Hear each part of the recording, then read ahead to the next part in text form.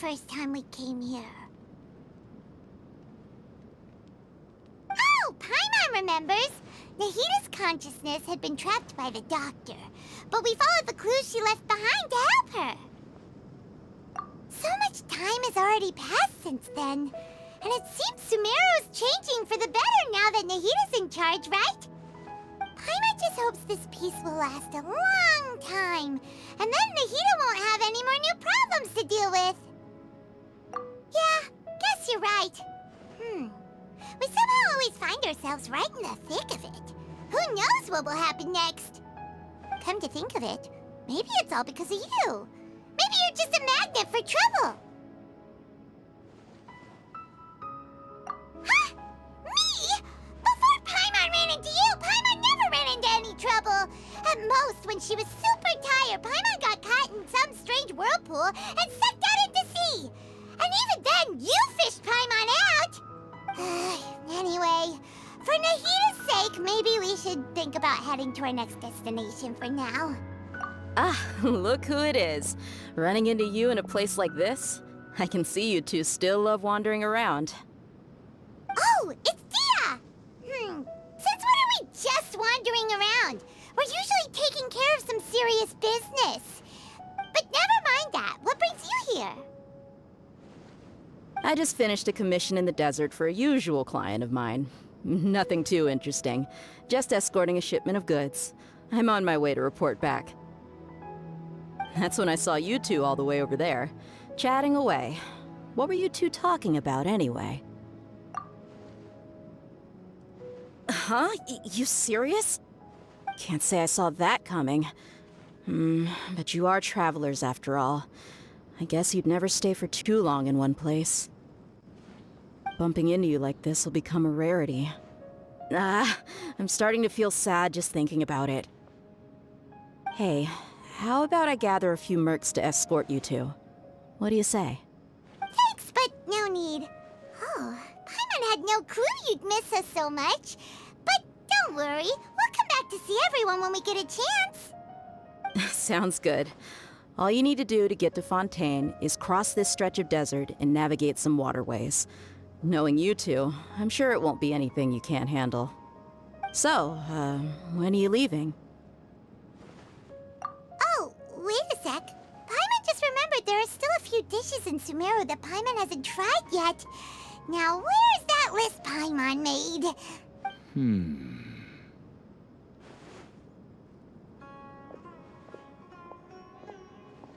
I see. Guess you won't be needing a going-away party or anything. It's sad enough to see you go like this. Though, now that I think about it, Sumeru wouldn't be what it is today without you. Seems true heroes always prefer leaving quietly. By the way, should we go say bye to Nahita? Oh, good point. Then there's no need to bother her in the real world. Then, I guess this is goodbye for now, Traveler in Paimon. Whether as a client or a friend, you're always welcome to come find me. Goodbye, Dia. Bye-bye, Sumeru.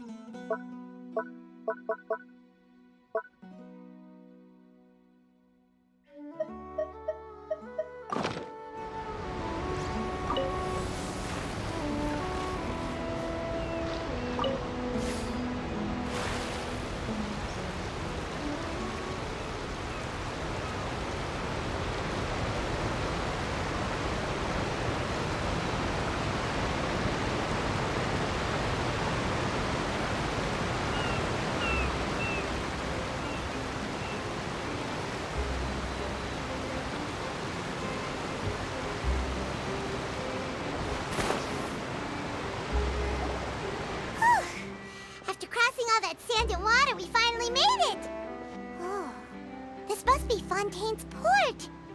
Wow, everything looks so advanced in Fontaine.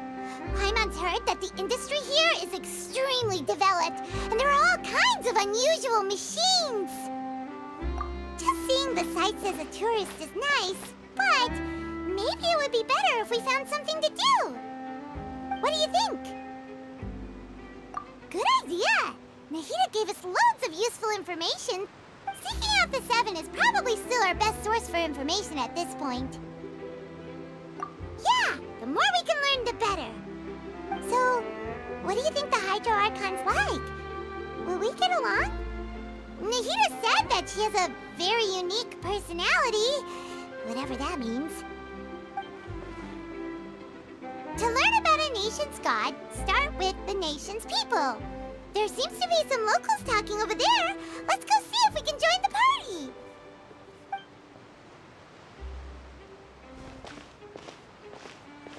If you ask me, it's a tragedy how things ended for him. Clearly, he was a pretty decent person. Yeah, I didn't expect that kind of ending for him. I thought he would at least fight on a little longer for his family. I was expecting a sudden plot twist, but it's a pity that it never happened. Still, his story is quite the tearjerker.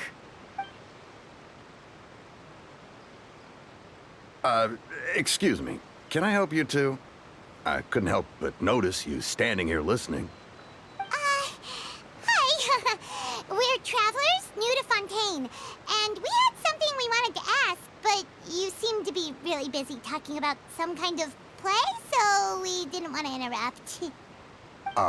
Play? Oh, no. We're talking about something that really happened. In fact, it's a case that was just heard a few days ago. Really? Like, a real trial?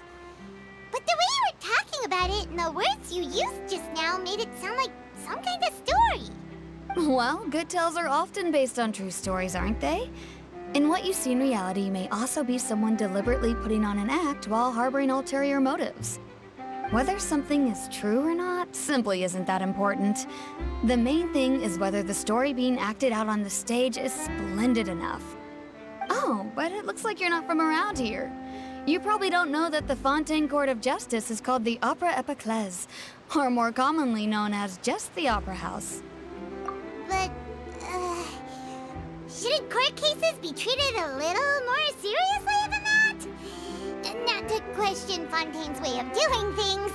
It's just that putting someone on trial is usually a very serious thing. No worries. Other visitors to Fontaine have wondered the same thing. You could say that we just don't want to waste the moving stories behind those cases. And as for your worries about whether the cases are treated with due reverence, we have the absolutely just and honorable Chief Justice Neuvillette, as well as the Oratrice Mécanique d'Analyse Cardinal, a machine created by the Archon. Between the machine and the Chief Justice, false charges and injustice are a thing of the past now. Oratrice? Is it some kind of machine, too? Oh, Paimon's curious. We should check it out if we get the chance. Wait, Paimon almost forgot to ask you our question. Do you know what we should do if we want to meet the Hydro Archon? Oh, that's easy. Just go to the Opera House. Lady Farina practically lives there. You could definitely say it's her biggest passion. I think what they mean is that they wish to speak with the Archon personally. In that case, I'm afraid it's going to be a tad more difficult. You'll have to make an appointment well in advance, and it'll depend on whether or not she has any time slots available. Huh. Is the Hydro Archon super busy taking care of official stuff? Wait, didn't you say that she's always at the Opera House? No. Lady Farina seldom takes an interest with the nation's affairs. The reason it's difficult to make an appointment is simply because she's incredibly popular. That's right. After all, she is the Archon. Though she may tend to get a little dramatic from time to time, people can't get enough of her. Huh. First time Paimon's ever heard of an Archon being described that way before. Wait! Paimon gets now! The Hydro Archon is kinda like a big celebrity here, right? Yeah, I suppose you could say that. Perhaps you could even say our mascot. Hang on. This is still Fontaine's archon you're talking about. You should show some more respect. Yes, you're right. I guess I should at least try to be a little more respectful in front of visitors. Otherwise, I might get arrested and find myself face to face with Monsieur Neuvillette. Come on. Sure, there's a lot of laws here, but nobody's going to be arrested for saying something disrespectful about the Hydro Archon. Alright, I think we get it. Thank you! At least we now know that we can find the Hydro Archon at the Opera House. But who knows how long making an appointment will take? Guess we could have a look around the city in the meantime. Hey! What are you looking over there for?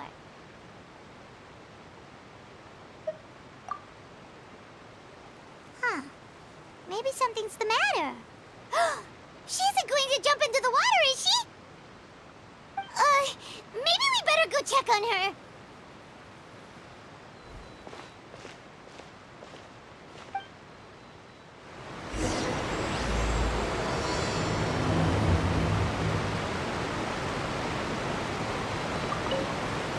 Hey, how about we get some tickets to the next trial? I think we'd better wait and see what kind of case it is first.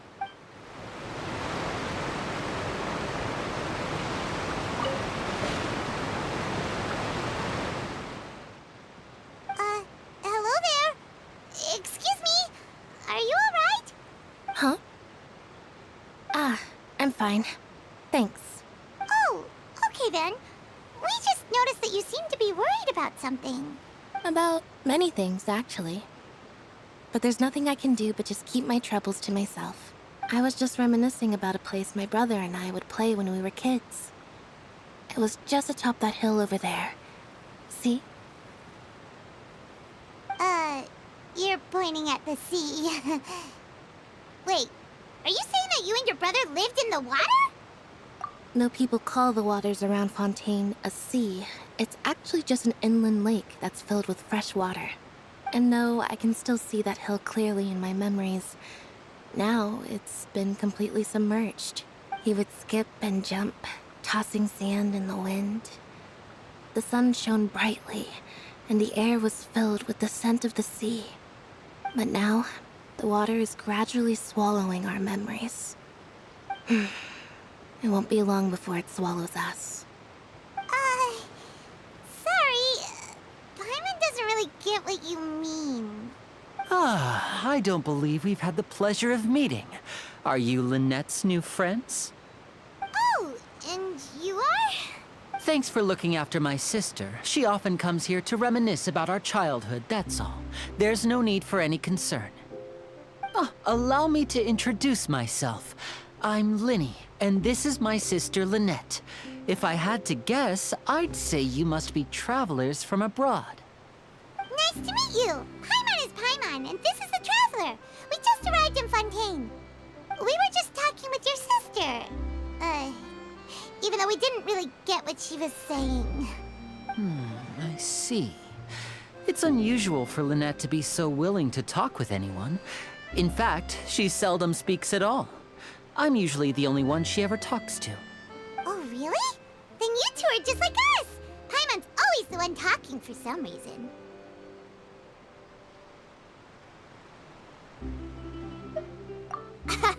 So that's how you think it is?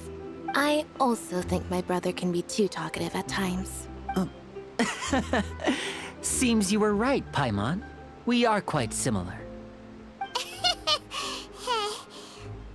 So, what did Lynette mean just now when she said that the water is engulfing your memories, and that it won't be long before it engulfs you too?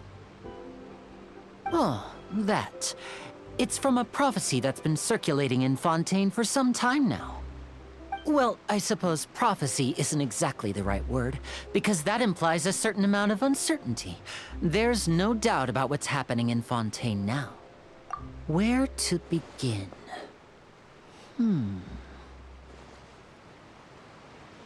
Let's put that question on hold for a moment. We still haven't formally greeted each other yet, have we?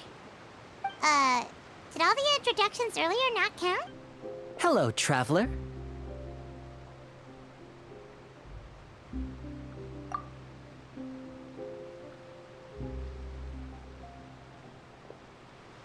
And hello, Paimon.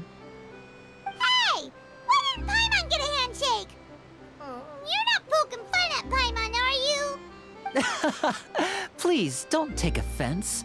Just consider it a sort of etiquette we have here in Fontaine when making new friends. You should remember it. It might prove useful. Oh, all right then. Well, Paimon's just happy to have a local friend now. By the way, we were just getting ready to go to the Opera House to meet the Hydro Archon. Would you be able to show us the way? So you're going to see Lady Farina? No problem at all. In fact, I was planning to go to the Opera House later myself. I'll gladly take you once I finish things here. Please follow me.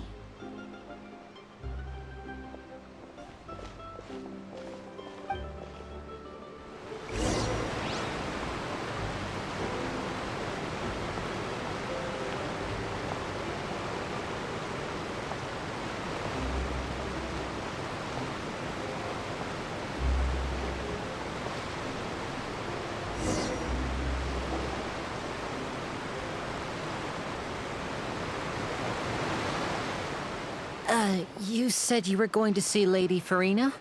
Well, it seems Lady Farina has come to see you.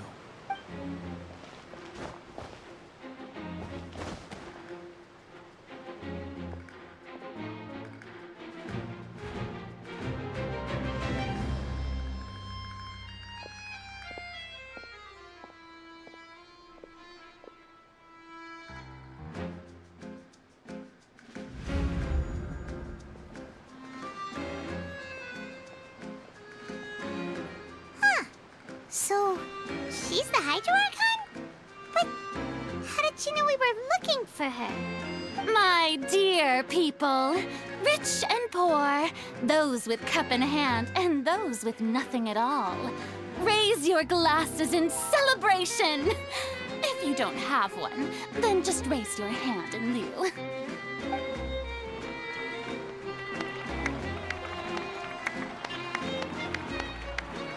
As you can all see, two unfamiliar travelers have arrived in our nation.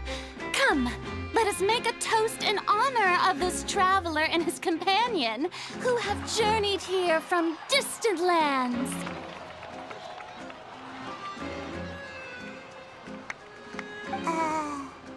Is she talking about us?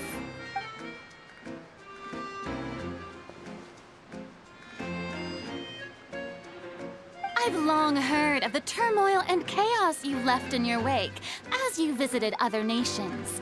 But I welcome you nevertheless.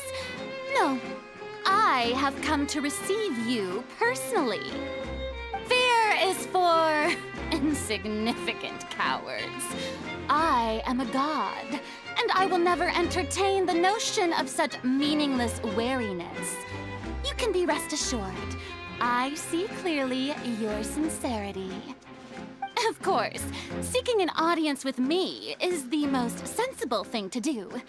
It will allow you to truly behold my power and witness my authority. Intelligent people always gather under the correct banner.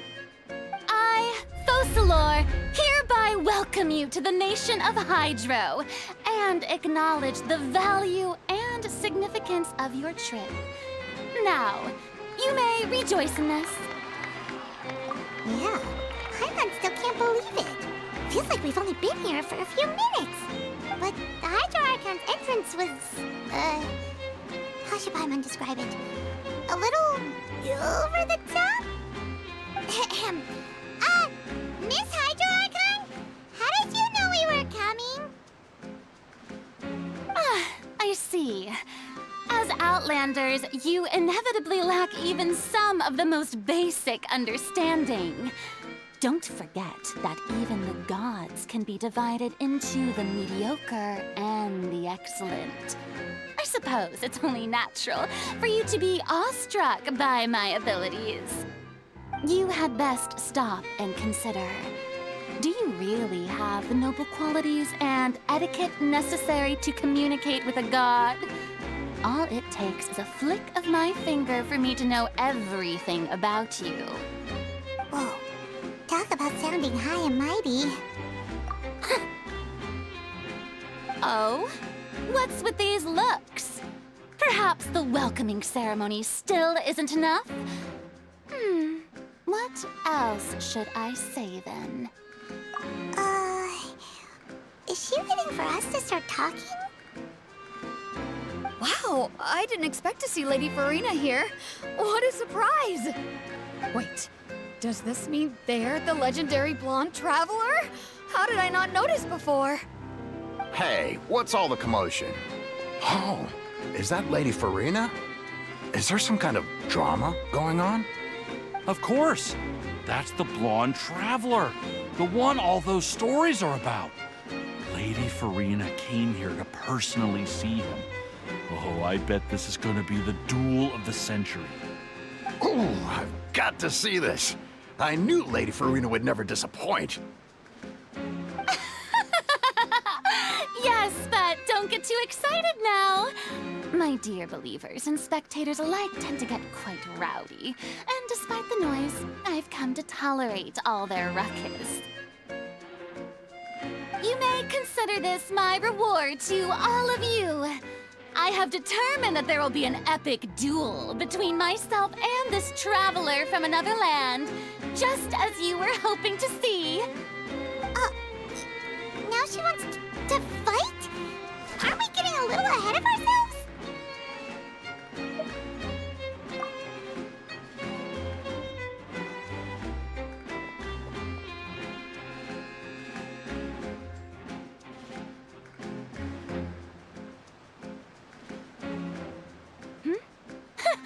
Are you not afraid? Might I remind you that this is a duel against the divine? What are you trying to do, traveler? Provoking a god in front of her people? Stand down, Clorend. I admire his bravery. Few have the courage to draw their sword against a god. He is obviously a true warrior. Unfortunately, people nowadays only crave to be thrilled, and a mere duel will not slake their thirst for excitement. Huh. Yeah, she's right. Just a duel wouldn't be all that interesting. On Araneus, criminals are always requesting duels to defend their honor. They're getting a bit old, to tell the truth. You see. Then, as the god of justice, I shall face this traveler in another kind of duel. A duel in court! Whoa, all right! Now that'll be worth seeing! Right. This is Fontaine, after all. Such a grand opera house, it would be a pity not to use it. Why do you care so much about the crowd's reactions? Seems you've spent a little too much time in the opera house. Besides, how exactly do you plan to have a duel in court? You mean you're going to put us on trial? Oh, we have reason to put you on trial. It's obvious, isn't it? According to Fontaine law, no one is permitted to release any flying objects within Fontaine city limits during the first 3 days of each month. You are clearly guilty of violating this law, no? Oh, so that's what they've done wrong. That's our Lady Farina. No one knows the laws of Fontaine like she does. You call that obvious? What kind of law is that? Wait, flying object? You mean Paimon? Precisely! Now, if you two have no objections, then in the name of the Hydro Archon, I order your arrest. My apologies, Lady Farina. I don't mean to spoil the fun. But if you would allow me to interject, I don't think that Paimon here meets the definition of a flying object. You tell her, Linny! Finally someone who's not crazy. How could anyone call Paimon a flying object? Ah, great Magician Linny, my beloved citizen, I'll permit you to object. But how exactly do you plan to prove your claim? As a magician who just rained on your parade, I naturally should shoulder the responsibility of saving the show. So, with such an audience gathered here, allow me to perform a trick for everyone.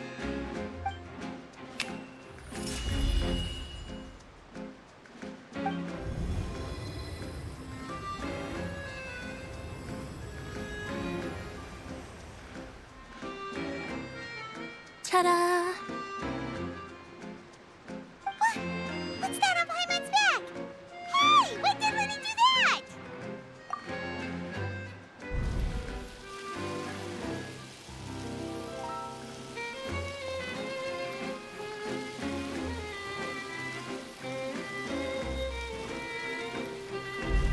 There. As you can all clearly see, Paimon should be classified as, well, something like a balloon. This rope has been in the Traveler's hand all along. It was just that no one could see it before. Huh? You call that magic? You've got to be joking. I thought it was pretty good. Nice one. Huh. I'm not sure what to think.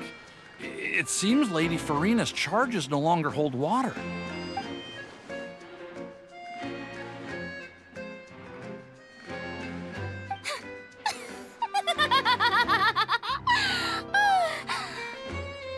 Amusing.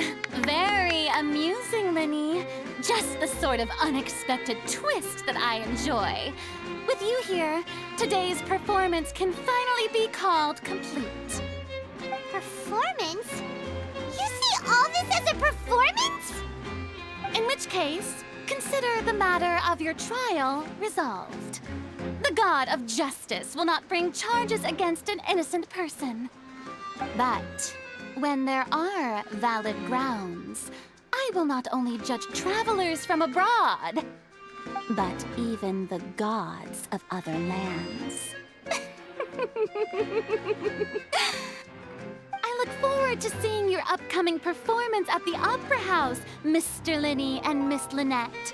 That's enough for now. Toodaloo!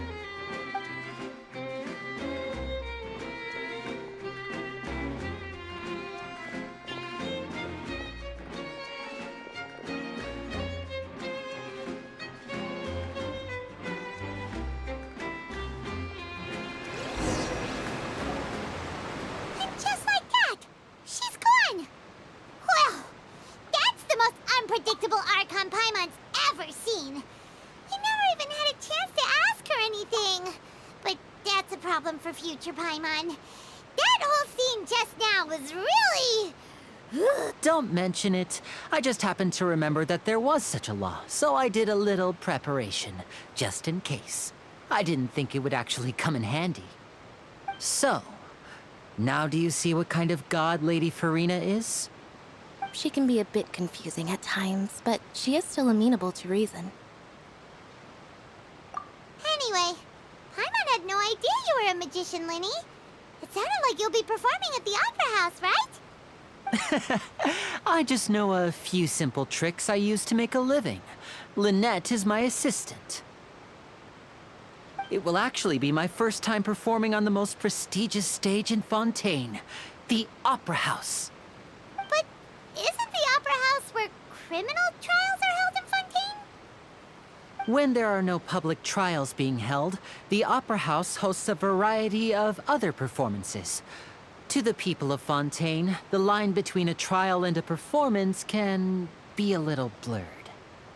And speaking of performances, I would be remiss to forego this opportunity gifted by fate.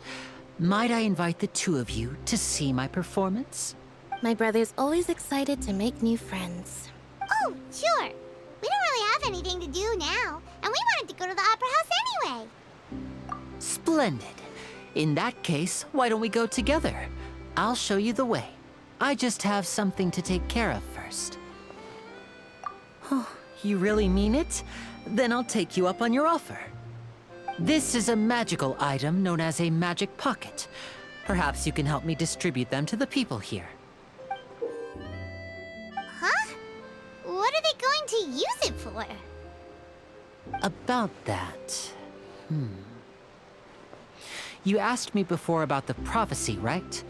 Let me start by telling you a little more about what it entails. I'm not sure exactly when it began, but a prophecy has been circulating around Fontaine. It says that every person in Fontaine is born with sin. No matter how the Nation of Justice holds trial after trial, this sin cannot be absolved.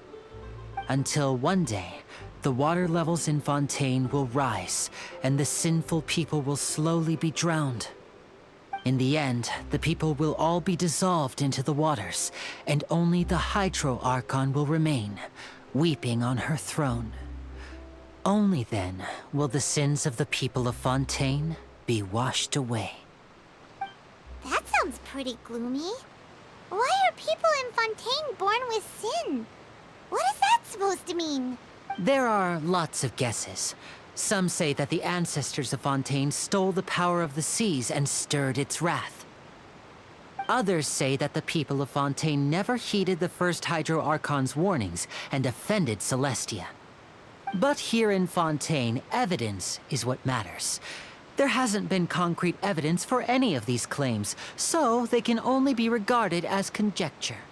If even the people in Fontaine don't know what sin they committed, wouldn't it be better just to ignore the prophecy completely? Why bother feeling guilty all the time? That's exactly what the people did at first. But in the last few years, the water levels in Fontaine have actually started rising.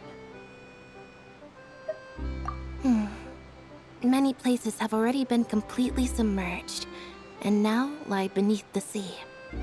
Many people carry on with their lives as before and shrug it off as a natural phenomenon. But my family and I think that the people of Fontaine shouldn't ignore the possibility, which would end up sentencing them to death. We hope that at least the people who reside near the waterfront can move away before it's too late. So, we've started distributing magic pockets to them. As a magical item, these magic pockets have astonishing capacity. I'm sure they will come in handy when people are moving their belongings. Oh, Hyman gets it! It's like preparing for a rainy day! But this is more than a bit of rain. Perhaps only absolute power could ever contend with such a catastrophe. But who knows? We're just tiny specks in the grand scheme of things. Now, if you'd like to help, then please give these magic pockets to anyone nearby. Be sure to convince them to take it, regardless of what they say.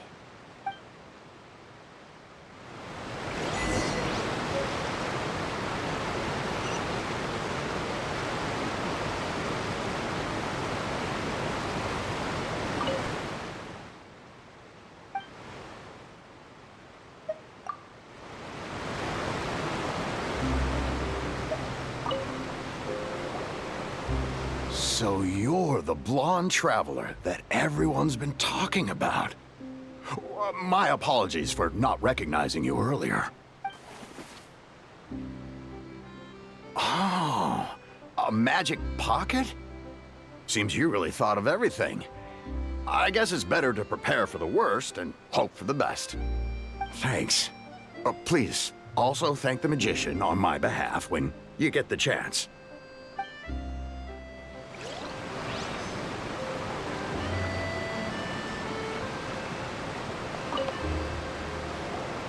What's this? So you also believe in the prophecy.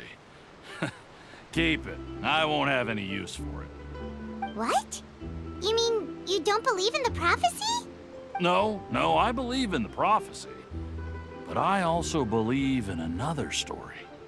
The story says that people once lived in the ocean.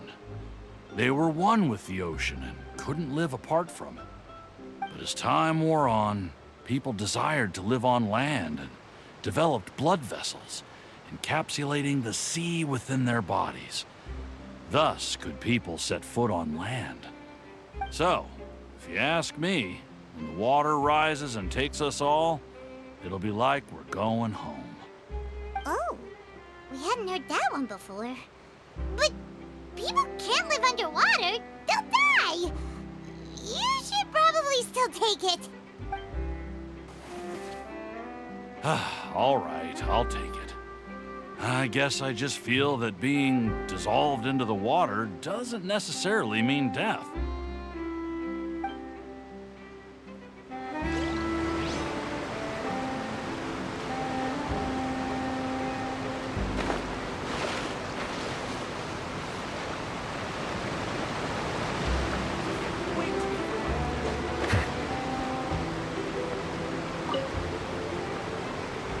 Huh?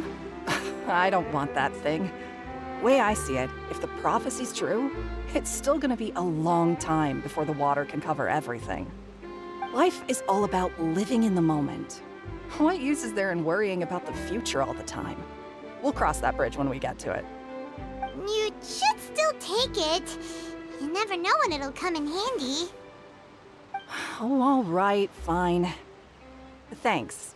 It's just that if I start moving, that means I've already given up on the life I have now. I'd really rather not.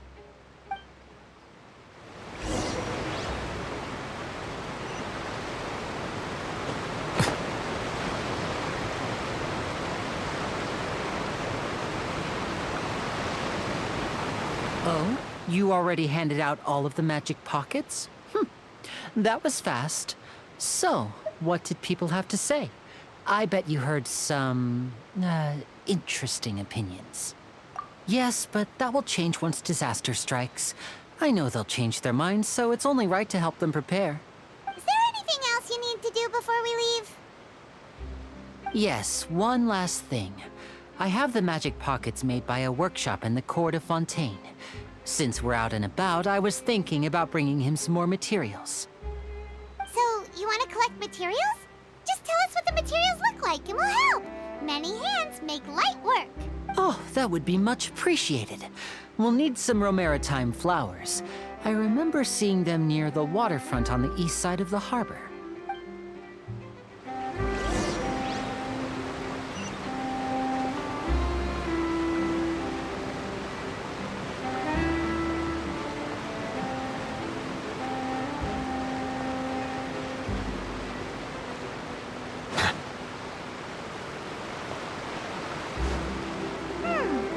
It seems we have to use Hydro to collect romaritime flowers.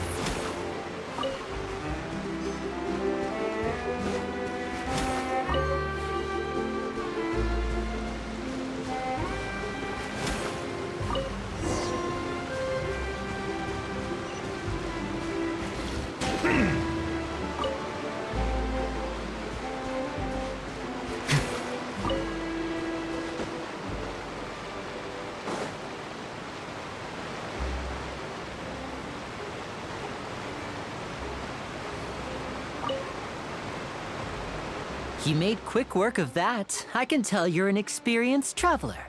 I've also finished collecting a few here. Maybe next time you'll feel like helping too, Lynette. No way. I'm in power-saving mode today. Otherwise, I fear I may not have any energy left for the performance at the Opera House. Fine. Though the performance is still a long way off. Now that we're finished here, we should get ready to head back to the court of Fontaine. So, we're going to the court of Fontaine before we head to the Opera House? Good. Paimon wants a tour of Fontaine's largest city and try...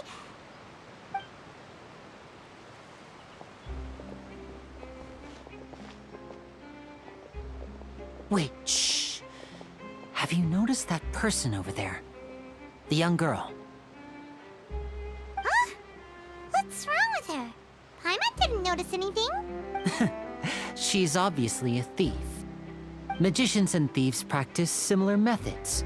We divert attention, and a distracted audience is one that won't discover what you're really doing. Watch her movements carefully.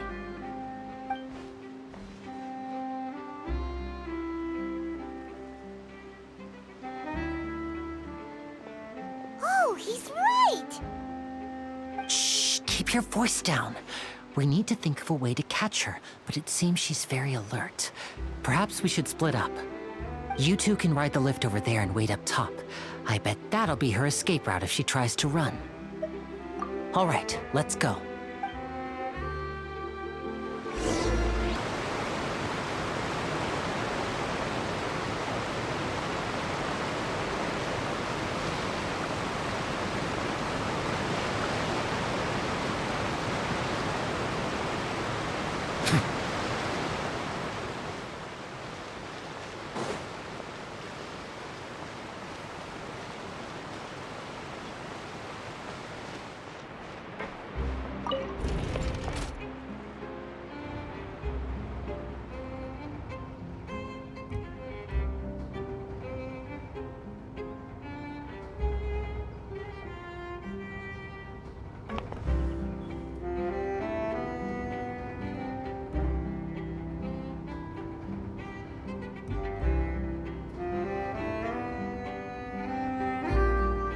Melusines are beautiful creatures. They are the pride of Fontaine. Be sure to befriend them and cause them no harm.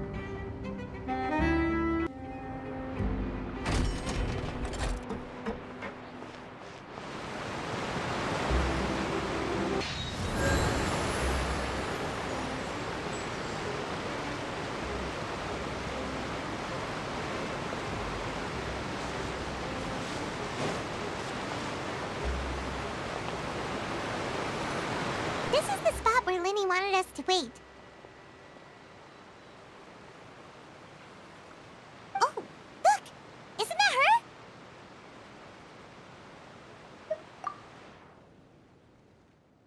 Oh no! Did she notice us? She started running the other direction!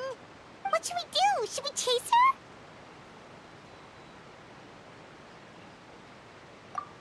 You're right. She might also be trying to lure us away. Nothing's happened for a while now. Paimon wonders if Linny caught the thief. Yeah, let's go.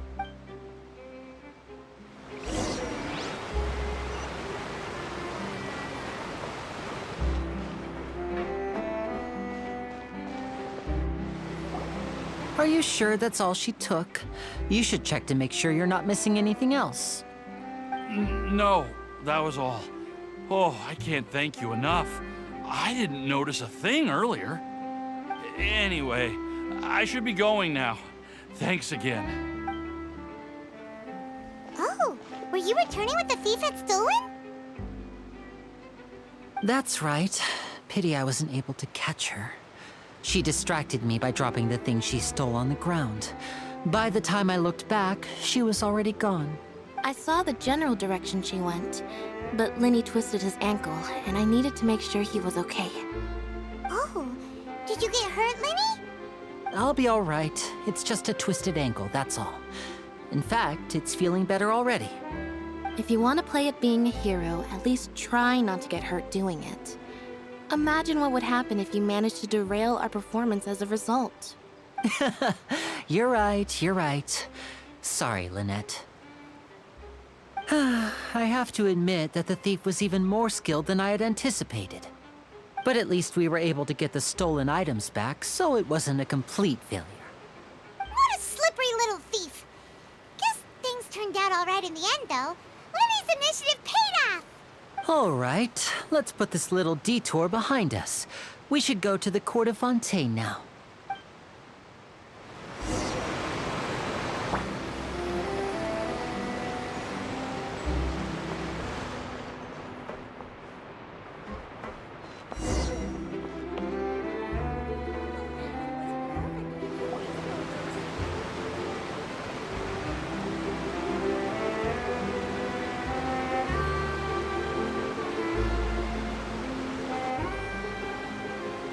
So, we ride this thing to go into the city? What an ingenious way to get around. People in Fontaine really know how to use water. This is an aquabus. It allows people to travel between several key locations around Fontaine. It's pretty convenient, but the ride can become a little dull after a while. The scenery is always the same. That's why it's better to travel with friends. So you mean it's still boring even when I'm riding with you? No, that's not what I meant. It's just that, well, you don't really talk that much. Besides, it doesn't really feel like a real trip when it's just the two of us. It's the same as being at home. Whatever. Guess that's what it's like to be an older brother. It's about time for us to leave. Let's get on board.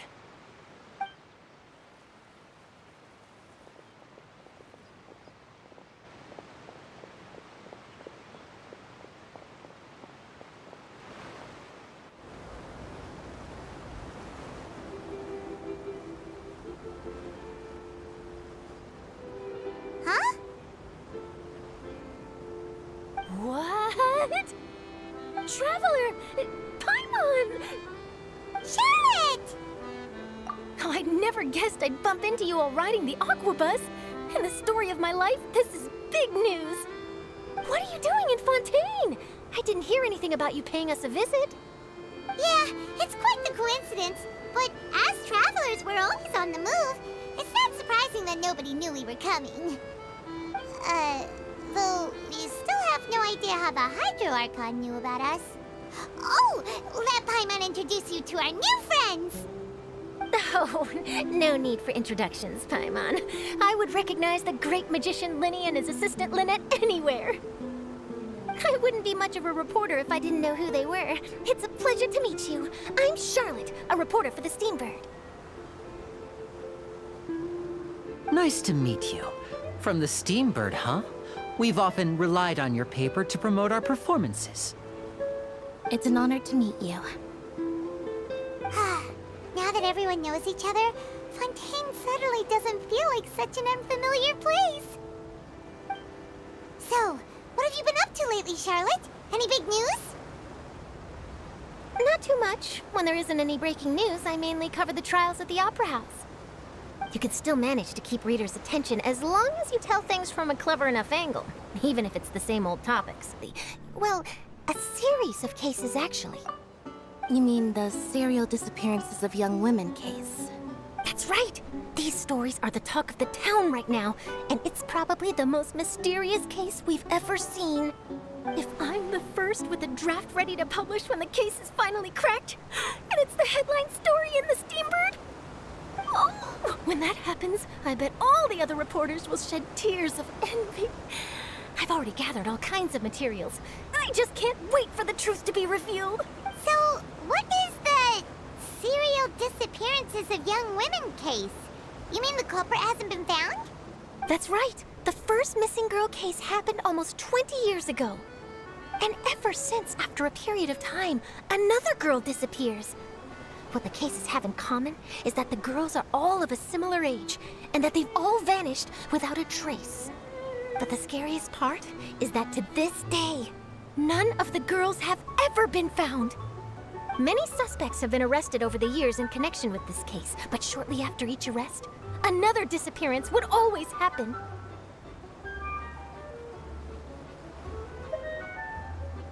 Yes, it's possible. But either way, I believe that every case has some precise truth behind it, waiting to be exposed. Yes, I agree. And at the very least, the family of those missing girls deserves some sort of explanation.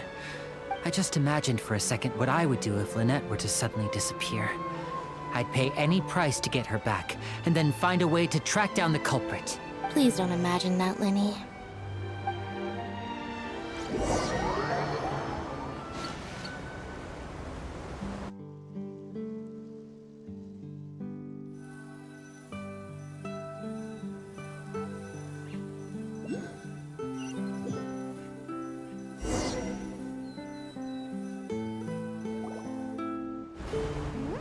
Hey, we're almost there! Look!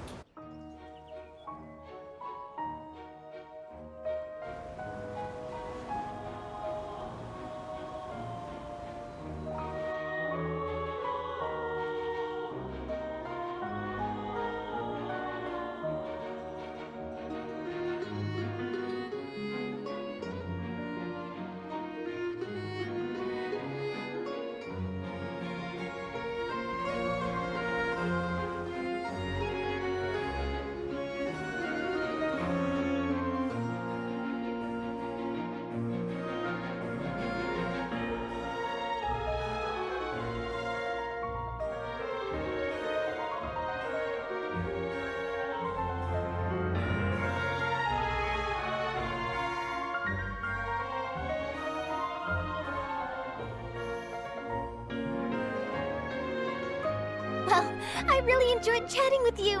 Life should be full of pleasant little surprises like this. Yeah, us as well. The ride went by too quickly. I have an interview to get to. I should get going before I'm late. Okay, Paimon hopes we can chat again soon, Charlotte. See ya! Bye now. Oh, be sure to stop by and see me at the Steambird when you have time. What a tough job. Always running around and interviewing everyone. Well, where should we go now? If you don't mind, how about we stop by my home first? Besides, I still have all the materials we collected. Sure, we wouldn't mind at all. This city is so huge, Paimon wouldn't know where to start anyway.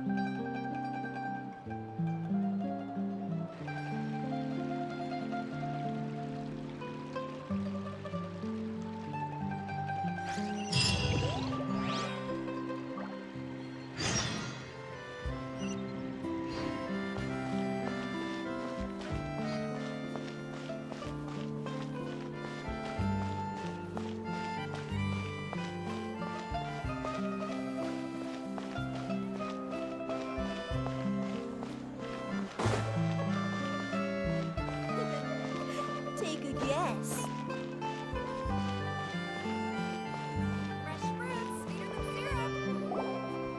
This is our current abode. Ah, Fremine, you're home. Where did everyone else go?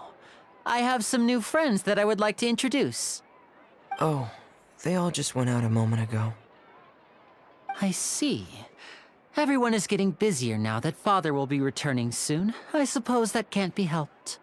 Allow me to introduce you to my little brother, Fremine. He is a phenomenal diver. Hello. Nice to meet you. Paimon is Paimon, and this is the Traveler. Oh, you sound very proud to have a diver as a brother, Linny.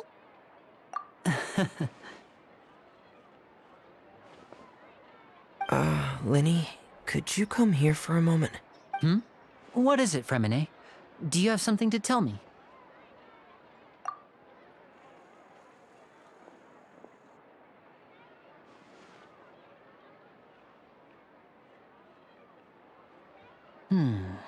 Okay, I see.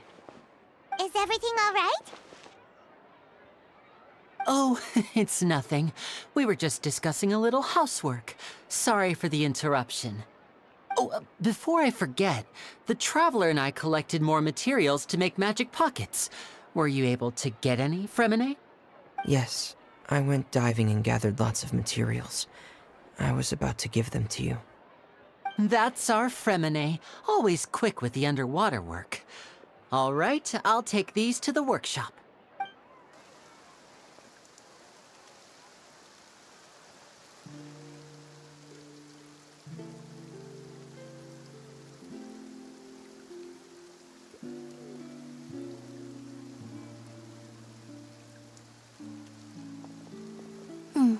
Looks like rain. Oh, you're right. But wasn't it clear and sunny just a moment ago? Fontaine's weather sure is weird.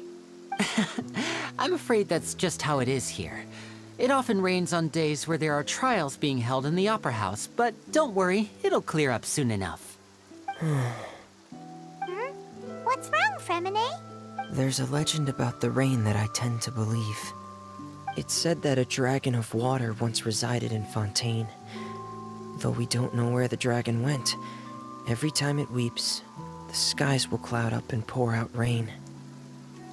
When I was a child, my mother told me that if I wanted to go outside and play, I should yell toward the sky at the top of my lungs. Hydro Dragon! Hydro Dragon! Don't cry! If it's an elemental dragon, then having the power to make it rain wouldn't be very unusual. Let Paimon try something.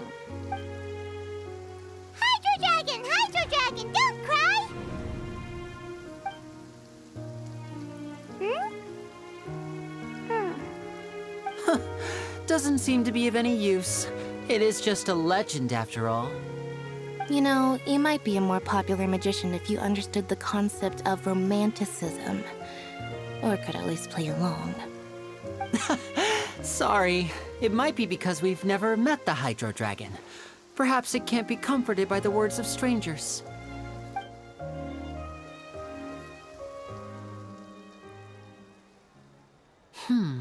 It rained for longer than I suspected. Oh, it's already getting late. Was there something you needed to do, Linny? Yeah, some preparations for the show at the Opera House. I need to find a way to catch the last aqua bus of the day. On the day of the performance, just ride the aqua bus to the island of Aeneas. I'll have Lynette meet you at the fountain in front of the Opera House. Oh, are you leaving now? What is it, Fremine? I'm in a hurry. Oh, I get it. You feel nervous delivering the materials for the magic pockets, is that it? Perhaps we could trouble the Traveler to help us take these materials to the Beaumont workshop and deliver them to the owner there? I'm afraid that Fremine can be quite introverted, and the boss there tends to be pretty talkative. Fremine has always been a little afraid of her. No trouble at all! Don't worry, we're on the case! Sorry for the inconvenience. I'm quite useless when it comes to such tasks. I'll think of a way to make it up to you. Oh, no need. This will be a walk in the park for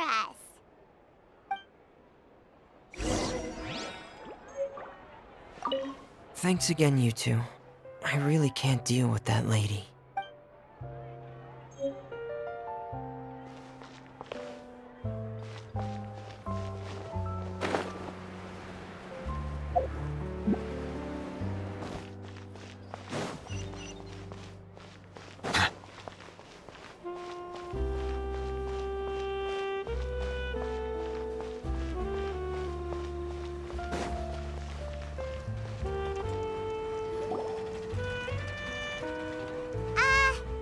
Hello? Is there anyone here? Oh, hello there. New customers? Looking to buy, or do you need something made? Or perhaps you're just looking for a chat with me. Oh no, we're just here to deliver some materials. Here they are. They're for making... what were they called again? Ah, these must be for magic pockets. I could tell right away. I've already made several orders worth now. No need. They've already prepaid several batches worth. When they told me what they'd be using them for, I even offered them a discount. But they insisted on paying the full amount, saying that I had a business to run. It seems both their hearts and their pockets are made of gold. Whoa. So, is Linny actually loaded? I can't say for sure, but who knows? Maybe there's good money to be made being a magician in Fontaine. Hey! Is this machine what you use to make stuff here? It looks really advanced. Why use your hands when a machine can do the work? It would be a waste not to use the latest technology, and wasting is a kind of crime. But where does a big machine like that get its power from? Well, it's a little complicated. I'm not sure I can put it in layman's terms for you. But basically, everything we usually use here in the city is powered by indemnitium. It's a type of energy that's produced from trials. Huh? How can trials produce energy? Well, I'm not completely sure of all the details myself, but basically, when a trial is in session, the Oratrice Mécanique d'Analyse Cardinale harvests people's belief in justice and converts it into energy to be used all around Fontaine. So that's what its other function is? Paimon heard that the Oratrice was created by the archon to make judgments. But Paimon still doesn't get it. How could something unreliable like people's beliefs be turned into a stable power source for these machines? Oh, yeah! So that means the Hydro Archon relies on the machine to take the energy created by belief and turn it into power for all of Fontaine, right? Even though I've never heard anyone really put it that way before, it sounds like it makes sense. Besides indemnitium, we have another type of energy called pneumosia. It isn't produced by the power of the Archon, but it is unstable by nature. Even now, it still cannot be widely used by civilians. I thought I'd find you hard at work, but here you are chatting the day away. Since you're already talking, I'm sure you wouldn't mind a few words with me. You again? Didn't I already promise you that I'd have the more I owe to Confrérie of Cabriere by next month? Why are you hounding me now? Yeah, but how do we know that you won't go running off by the end of this month? I want 50% today. Wait, no, 70%. Huh? You... Seems business isn't so great for the workshop. We've already finished our job and delivered the materials. Maybe now's a good time to leave? Hey, hold on! Before you go around trying to collect payments, why don't you settle your own debts first? If Confrérie of Cabriere wants to poach clients from Northland Bank, that's fine. But I'm afraid you still owe the bank a hefty sum of mora. So why don't we work things out between us first, before you get back to your little conversation here? You're from Northland Bank. But we said we'll pay everything we owe next month. Why are you hounding me now? Traveler, Paimon! I didn't think I'd run into you here in Fontaine. What are the chances? We're surprised to see you too! What are you doing here in Fontaine? You didn't want to stay in Snezhnaya?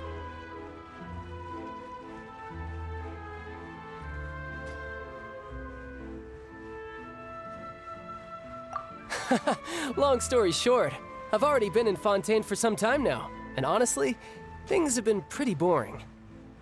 But it seems that fate brought our paths together today.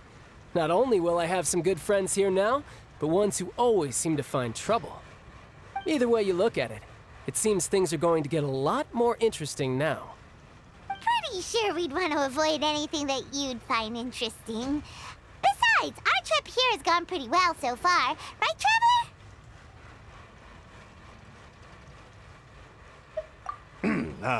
Hey, you, Northland Bank boy.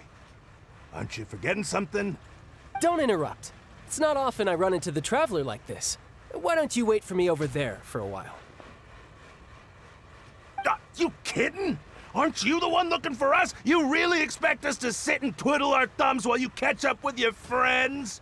Listen to me, boy. If you want your mora, fine. Why don't you come and take it? Hey, I just said not to interrupt. Oh, by the way, Traveler, the last time I took Tonya and Tusser ice fishing, Tusser said... Hey! That's way over the line! All right, boys, let's see who has to pay up now! Can you at least let me finish one sentence? Fine. Though the bank told me not to get rough with our clients. You're the ones who started it. This is an act of self-defense. You two will have to be my witnesses, okay? I'm sure this won't take long.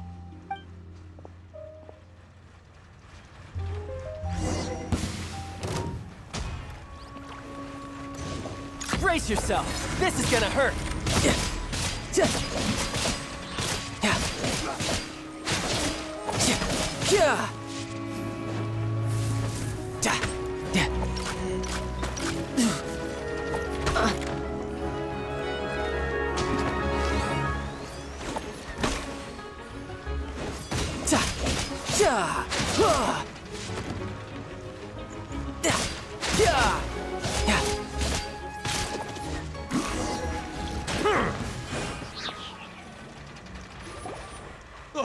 What's your deal, Brad? How are you so strong if you're just a staffer from Snezhnaya's Northland Bank? Wait, don't tell me you're... Oh, now you notice. It's a little late, don't you think? Just make sure you understand that you don't mess with Northland Bank. Got it?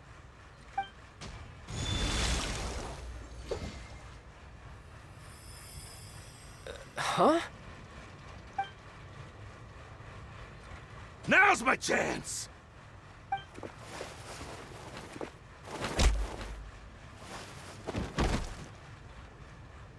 Huh. That was weird.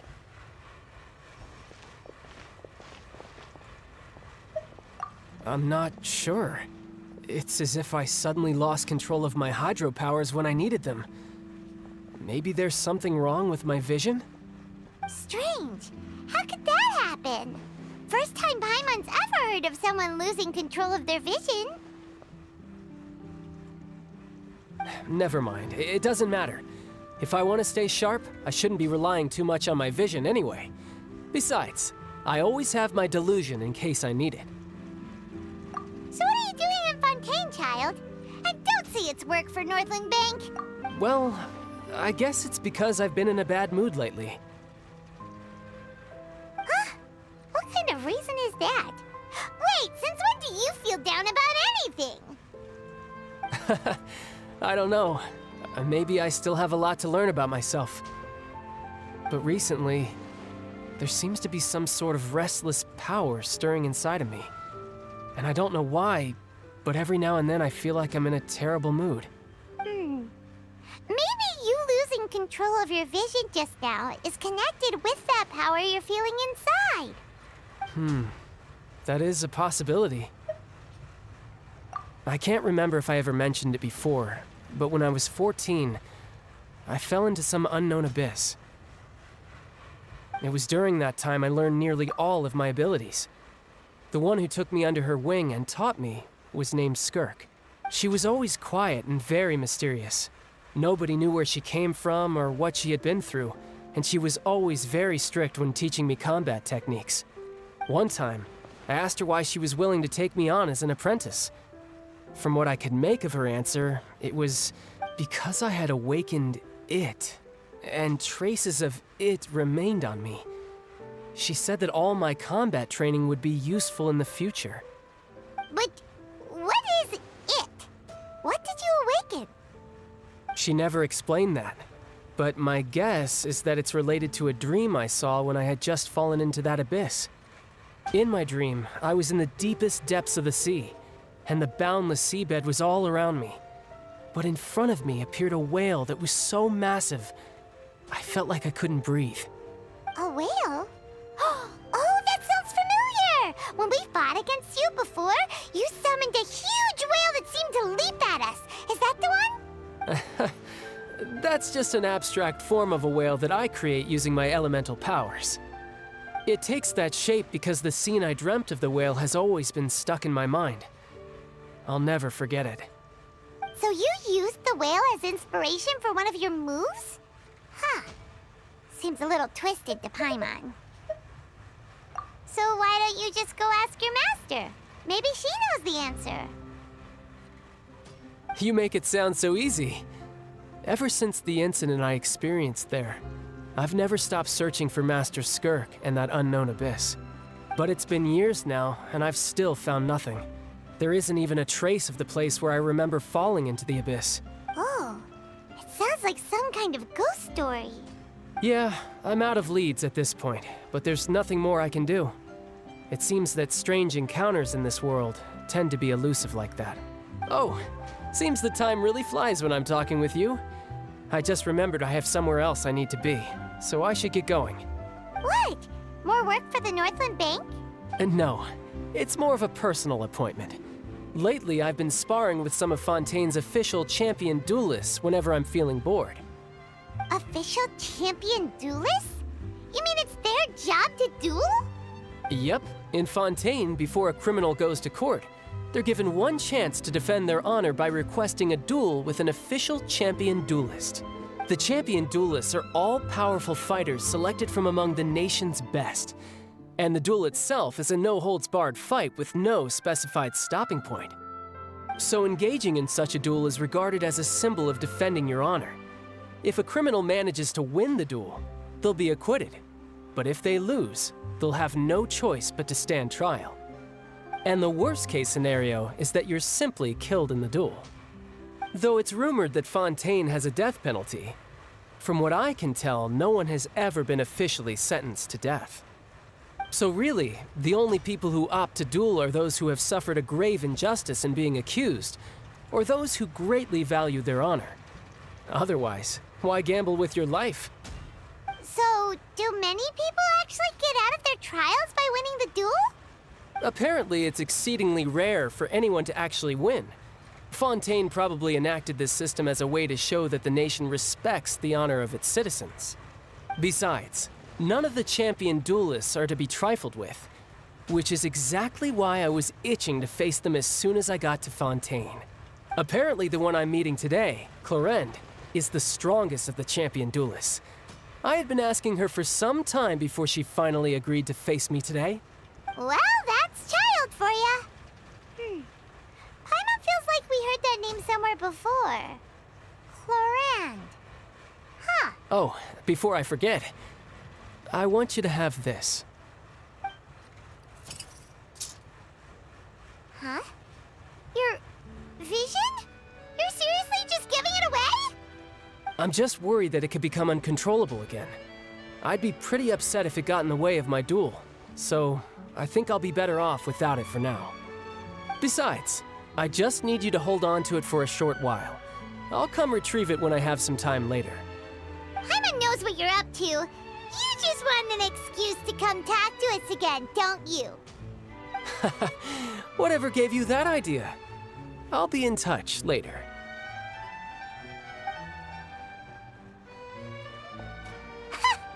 That sneaky guy.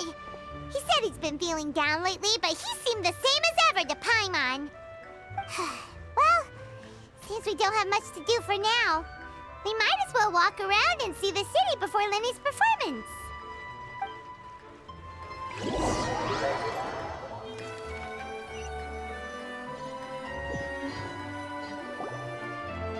Wow! Who could have seen that coming? The reporter who was barely around for most of the story was the murderer all along! Sorry. Paimon was just surprised, that's all. Paimon never saw that twist coming. The murder mystery novels here are amazing! The whodunits here in Fontaine are a lot different than the light novels you see from Yai Publishing House. Both have their merits, but Paimon thinks this style of novels are more, well, novel. It's so exciting to reach the moment when the mystery is uncovered, especially in the one Paimon was just reading. You should buy a copy and read it too. Oh, sorry about that. Paimon will be more careful next time. Hey, shouldn't we be heading to the Opera House to see Lenny's performance soon? It's almost time for the show to start, so we should get going. Lenny said that the Opera House is on Aranias, so let's go ride the Aqua Bus! So these are the kind of... Whoa!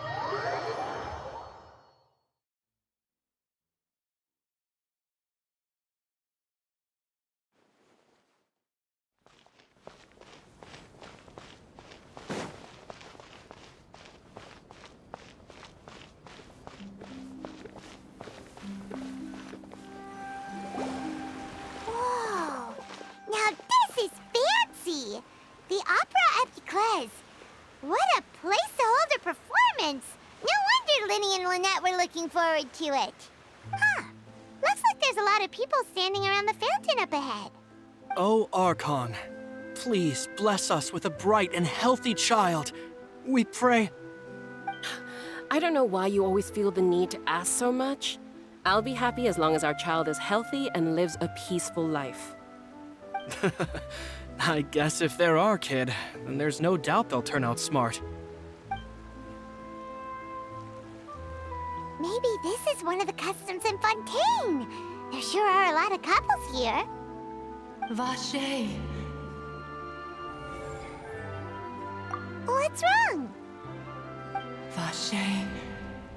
Vache. No, Paimon didn't say anything. Are you hearing things? Welcome to the Fountain of Lucine. All the water flowing through Fontaine converges here. It's customary for newlyweds to come here and wish for children. Lynette! You scared Paimon! When did you get here? Lenny asked me to wait here for you, remember? Right. What do you mean? There are a lot of people here right now.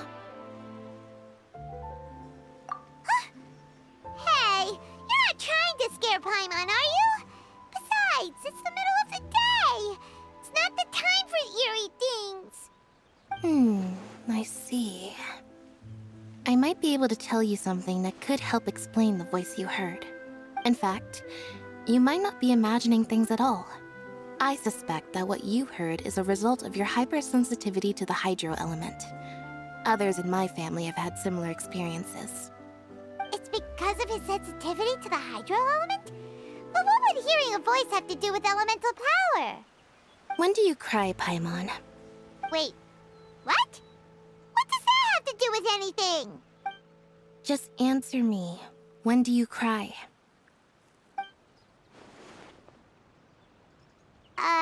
When Paimon's really sad? Oh, and when Paimon's super happy. Oh, and also when Paimon's really, really scared.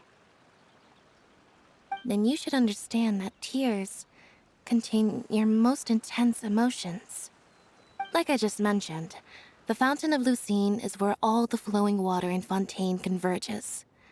Even the tears that fall to the ground will eventually gather here. So maybe what you heard was the intense emotion coming from someone's tears. So, what did the voice say? Huh. If you were hearing their emotions, then Paimon wonders what happened to them. Rather than worrying about them, we should worry about my brother first. Don't let that calm look of his fool you. He tends to get pretty nervous just before a performance. So chatting with Linny might help him relax a little before he goes on stage. Oh, right. That makes sense. Let's go in and see Linny.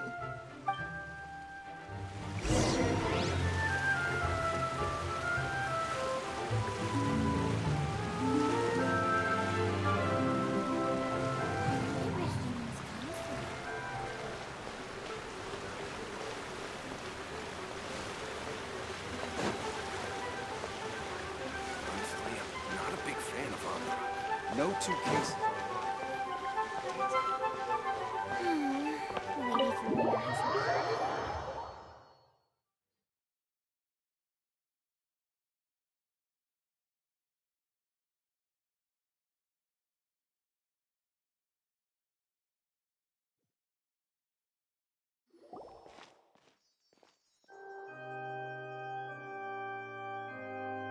Ah, Traveler and Paimon, good to see you. I knew you two would come. Are you kidding? We wouldn't miss it for the world. We've been looking forward to it. I can tell, judging by how early you've arrived. But you're actually right on time. The audience still hasn't started entering the venue yet, which means now is the perfect chance for us to take you to the best seats in the house. Wait just a moment, I'll fetch the tickets.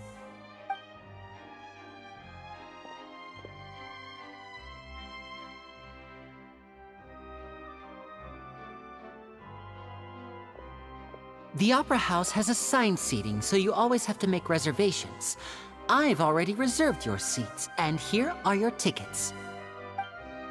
Ooh, front row seats! Thanks, Linny! Don't mention it. There's no need to keep thanking me. Hey, Linny! Could you come over here and take a look at this? Oh, I'll be right there. Seems there's an issue with the stage props over there. That's Cal, my assistant, calling me. I'll go lend him a hand. Yeah, we'll just go to our seats. You go ahead, Linny.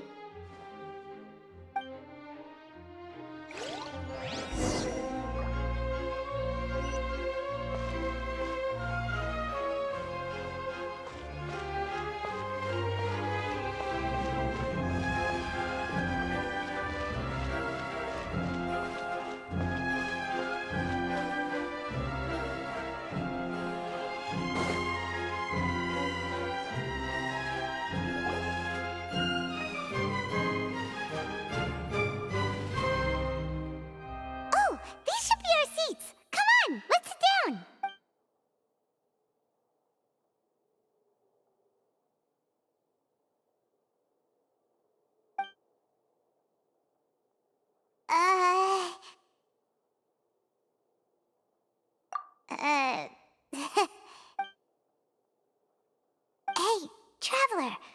Maybe we should strike up a conversation with the person next to us.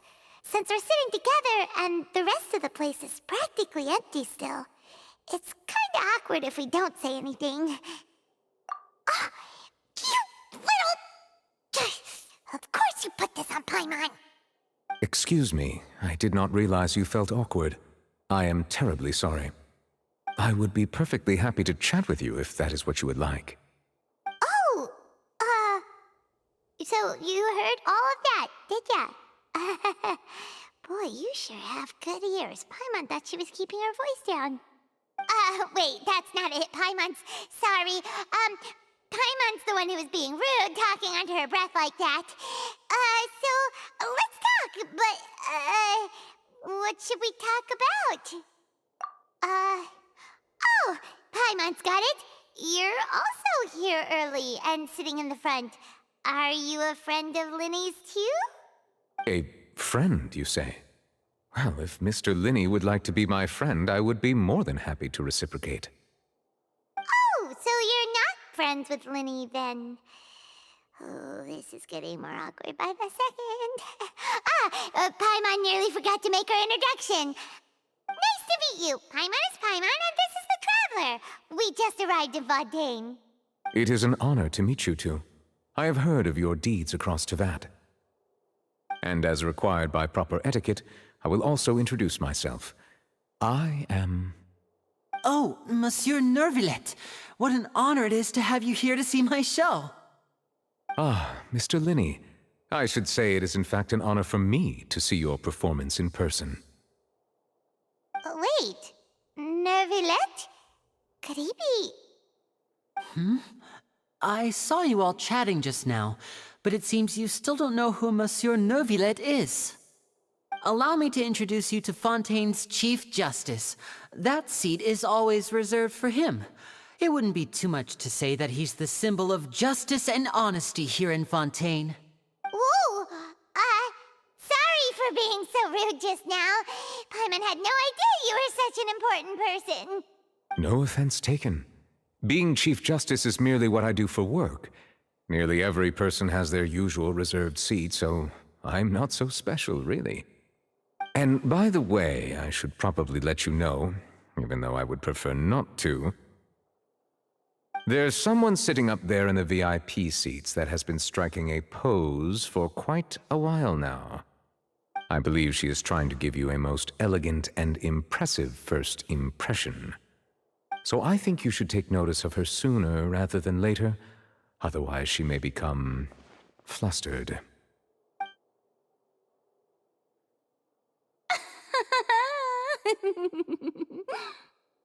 Huh? Oh, it's Farina, the Hydro Archon. Huh. She sure has a smug and satisfied look on her face. Guess she has no idea that you saw right through her act. Very good. That is for the best. No need to pay her any more attention. We may now enjoy the show. Huh? So is this what things are like between the Chief Justice and the Hydro Archon? All right, please wait just a moment longer. I've pretty much finished my preparations, and the performance will start as soon as the audience has made their way to their seats. Yay! The show's finally about to start! Paimon can hardly wait! Paimon's never seen a real live magic show before!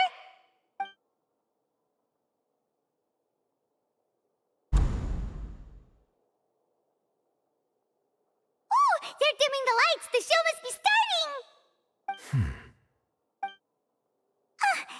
Sorry. Paimon will try to stay quiet. Welcome, one and all, to the Opera Epiclese. I am the star of today's show, Linny. And over here is my sister, Lynette, who will be working as my wonderful assistant. Please, let's give her a warm welcome. Hello, everyone. I know she may seem to be a little sleepy right now, but that's just a sign that she's nervous. Whatever. Now, some of you may be thinking, two vision holders who can freely manipulate elemental powers performing magic is not true magic at all. So, I would like to take a moment to assure you that elemental powers will have nothing to do with what you will witness on the stage today.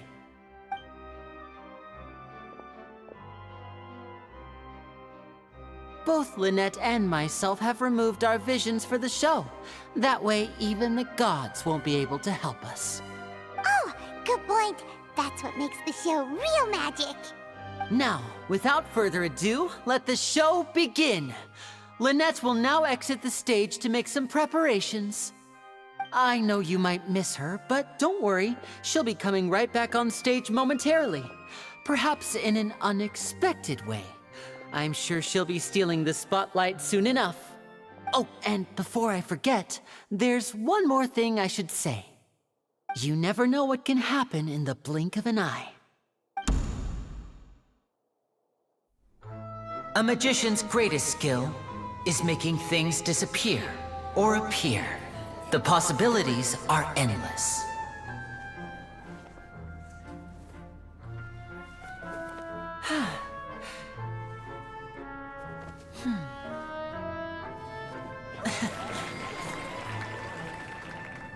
Huh?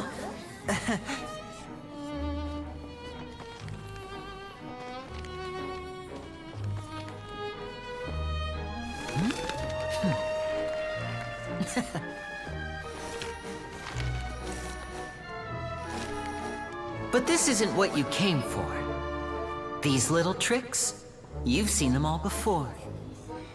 So it's time for something truly extraordinary, don't you think?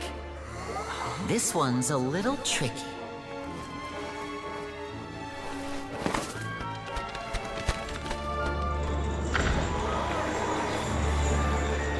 Using this water tank, I shall make my sister vanish completely, right before your very eyes.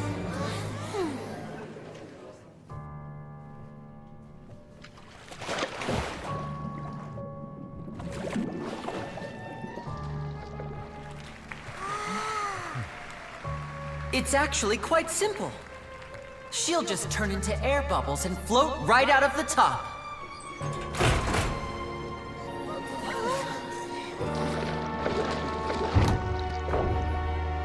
Oh no! I told them to check all the props carefully. With the lid on, even air can't escape. An amateur magician would be getting very nervous right around now. Luckily, it's me on stage, so let me show you what a true virtuoso can do.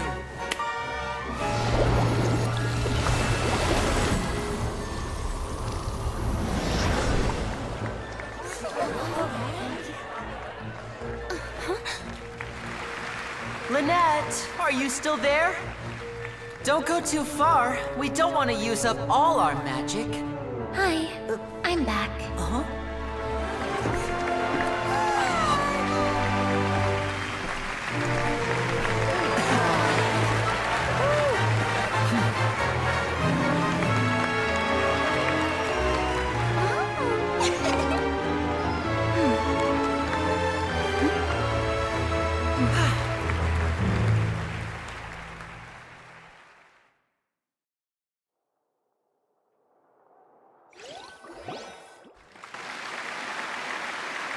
Whoa! What in the world just happened? How did he do that? Carmen didn't see him do anything. Wasn't Lynette inside the water tank? How did she disappear and then reappear out of nowhere?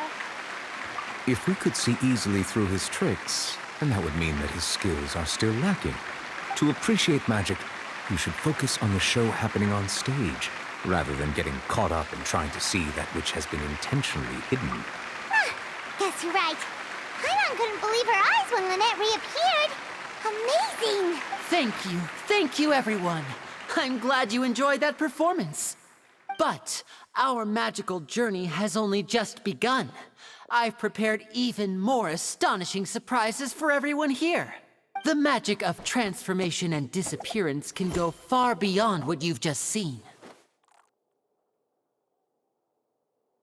I'm sure many of you are thinking that escaping the water tank was impressive enough. But Lynette is still my assistant after all. In which case, I have ample time to make all necessary preparations. So, for my next trick, I will require the participation of one lucky audience member. Please, if my assistants could bring out the magical boxes now. There are 2 boxes and only 2 boxes. One is here, and one is there in the aisle among the audience. I'm sure many of our clever audience members have already guessed our next magic trick.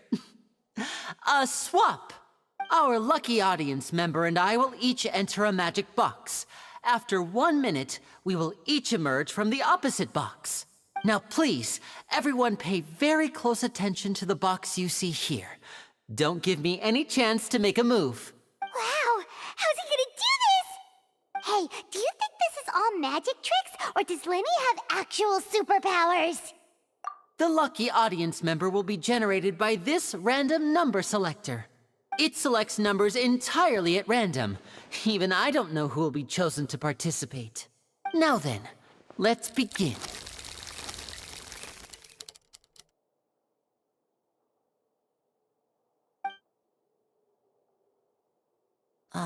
Let me see. Oh, row 7, seat 3. Congratulations!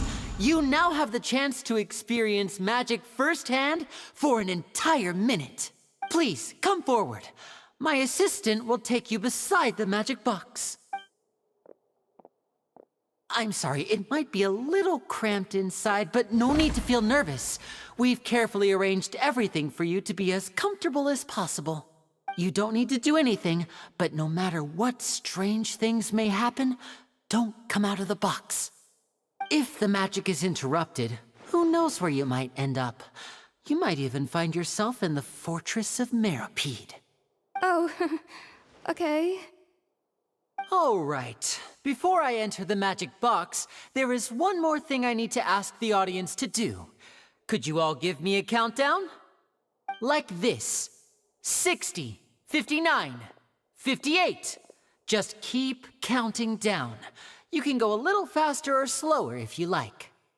I won't be able to see anything in the pitch-black box, so I'll be relying on your voices to know when time is up. Oh, and no tricks now. If you quickly count from 60 in just 30 seconds, then I'll be in a tough spot. Ooh! Paimon kinda wants to count faster after hearing him say that! No, that won't do. I can see it in your eyes. You still can't be trusted. Let's practice together. Come on, repeat after me. 60, 59, 58. 60, 59, 58! That's right, perfect. Keep it going. All right, I'll see you all on the other side once you've finished counting. 54, 53, 52? Huh? Why aren't you counting, Nervalet? I am counting in my head. I think things are exciting enough in here as it is. Merely a consequence of my identity and personality. Do not worry about me. Just enjoy the show. Oh, alright.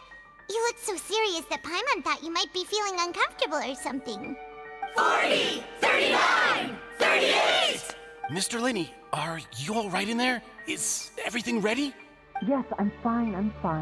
I'm just double-checking the direction of the magic. It would be a disaster if we get sent to the wrong places.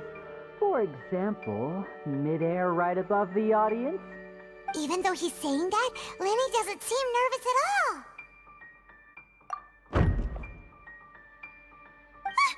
What was that noise? Did you hear it too? Not sure. Anyway, it doesn't seem like anyone's worried about it. 25, 24, 23! What's wrong, Mr. Linney? I can still hear you moving in there. I seem to have accidentally knocked over a decoration.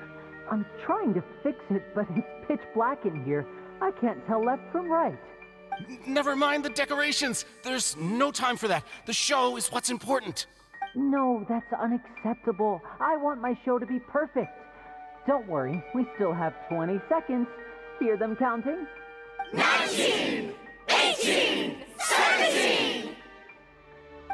It seems things aren't quite going as planned. I apologize, everyone. It feels like you're all starting to count faster, but that's all right. I know it can be tiring to do such a long countdown. 10 seconds and change is still plenty of time. 10! Almost there now. Whew. Swapping 2 people is harder work than you might think. Even a master magician like me can't guarantee I'll get it right the first time. Hey, wait! Is this the back one? I can't tell. They both look the same inside. Huh? Nope, that's not it. I'll try again. 7! Hey, slow down! Honestly! 5! 4! 3! Whoops! That doesn't count! 0!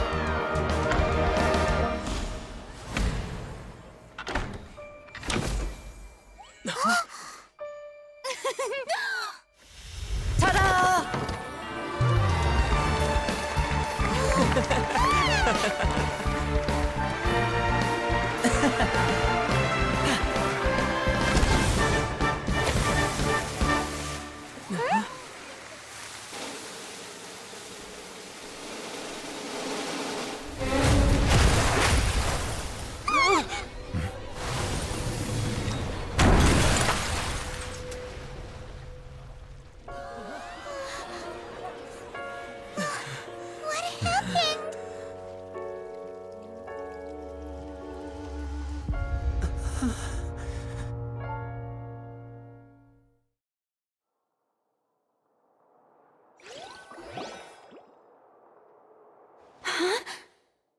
Is this part of the show? Mr. Lenny, you're going to use magic to fix the stage now, right? What happened? Oh no. Maybe this isn't part of the show. The girl was still in that box, right? This performance is over. Medical staff with me. Guards, secure the scene and detain all the performers. Seal the exits. No one is allowed in or out at this time. Yes, that's right. If this was just an accident, then we must investigate the cause. But if this was all part of some scheme, then those accountable will not escape the judgment of the God of Justice. No need to be alarmed, you two. We'll get to the bottom of this soon enough.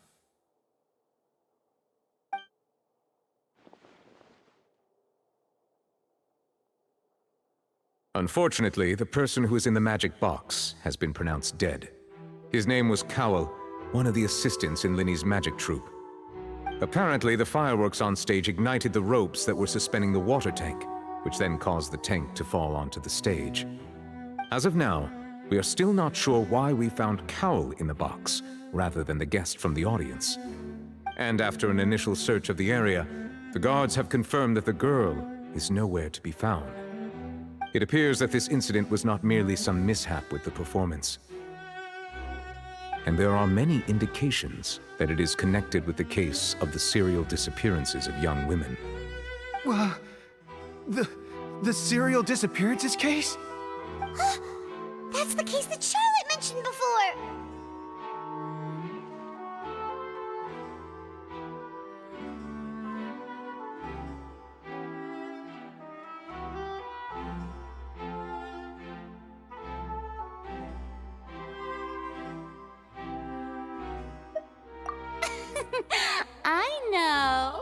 I know the truth. I can see through the whole thing. Really, using such a shallow and obvious mystery as his finale. Did he really underestimate us that badly? I say that our powerful magician, Mr. Linny, is now the prime suspect for the serial disappearances case. Huh? Why me? This whole thing was an accident. Oh, this all occurred during your magic show, did it not? The missing girl disappeared after being chosen, did she not? The deceased is one of your assistants, is he not? Now that I think about it, that whole speech about magicians making things disappear was nothing more than a provocation, a bald-faced challenge. That can't be right! How can Linny do this?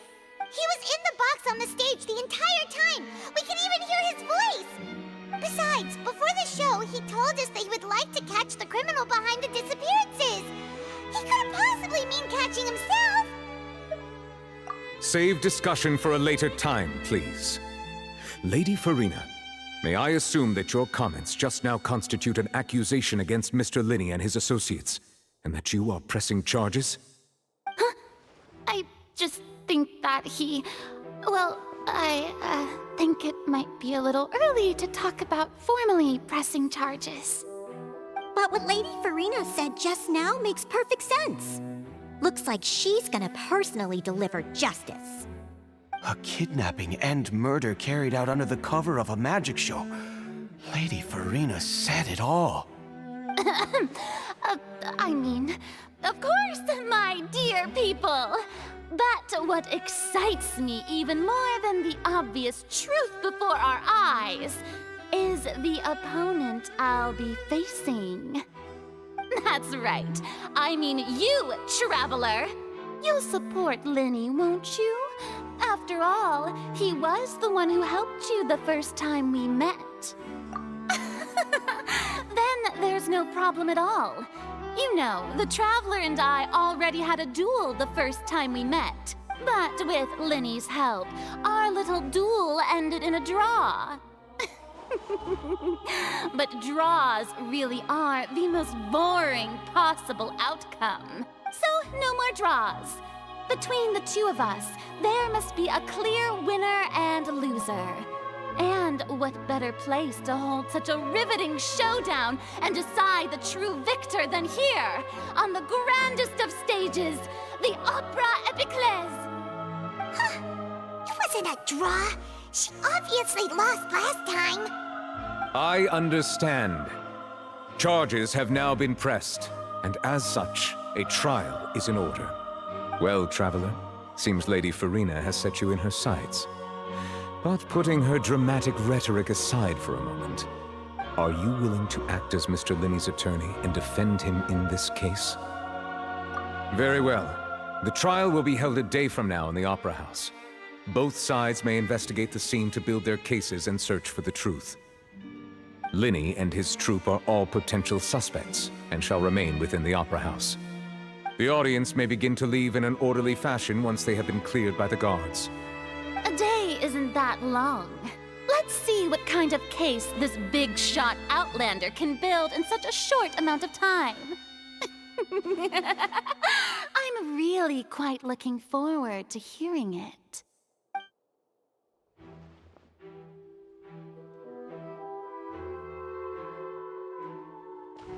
Linny! Sorry about everything that happened just now. Were you frightened? Of course! Who wouldn't be scared after witnessing an accident like that? Yeah, I'm a little shaken up myself. How could this happen?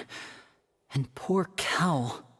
I know you already claimed that you would defend me, but now it's just us talking. Tell me, do you think I could possibly be the murderer? Good to hear. Thank you so much for trusting me. I'm sure everyone sees me as the biggest suspect at this point. But if you ask me, the whole thing is mysteries layered upon mysteries, such that all that's left is confusion. I don't know whether what happened there on the stage was purely an accident or not, and I don't know why poor Cal was in the box. As for how that girl chosen from the audience could suddenly disappear, I'm afraid I don't have any answers either. If someone tampered with my performance, then we need to figure out what they did. Even a skilled and knowledgeable magician like myself couldn't pull all that off in just 1 minute. Which is precisely why we need to investigate. As this book says, the impossible could not have happened. Whatever happened must have been that which is possible. Paimon bought them when we were reading at the bookshop in the city earlier. Pretty cool, huh? Don't worry, Paimon used her own savings to buy them. It wasn't from our travel funds. I think they look cute on you, Paimon. You have good taste, Lynette. That's the right attitude. Feeling depressed isn't going to help me now. I need to get back to my normal self. But with the guards watching our every move, it's going to be especially difficult for Lynette and I to prove our own innocence. Good thing you agreed to be our attorneys. Thanks for that. We'll be counting on you. Yes, thank you so much. Yeah, just leave it to us. Oh, since we're going to start investigating, Paimon has a question first. Where did Lynette go during the performance? Oh, well, I'm afraid that would involve some of our essential trade secrets as magicians. The secrets behind our magic are past saving, Linny. I suppose you're right. The truth behind our tricks is going to be important evidence that will be weighted during the trial. 'Tis truly a pity.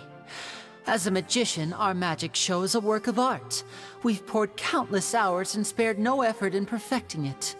But if revealing our secrets will help you uncover the truth behind what happened, then it will be well worth it. We should go somewhere else if we're going to discuss our magic tricks.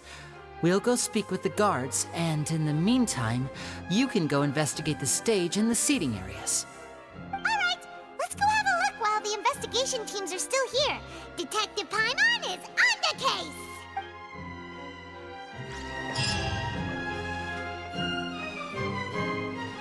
Hello, officer.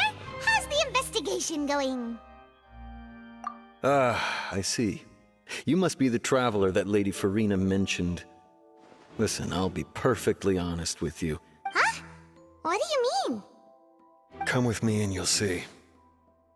The deceased is one of Linny's assistants, named Cowell.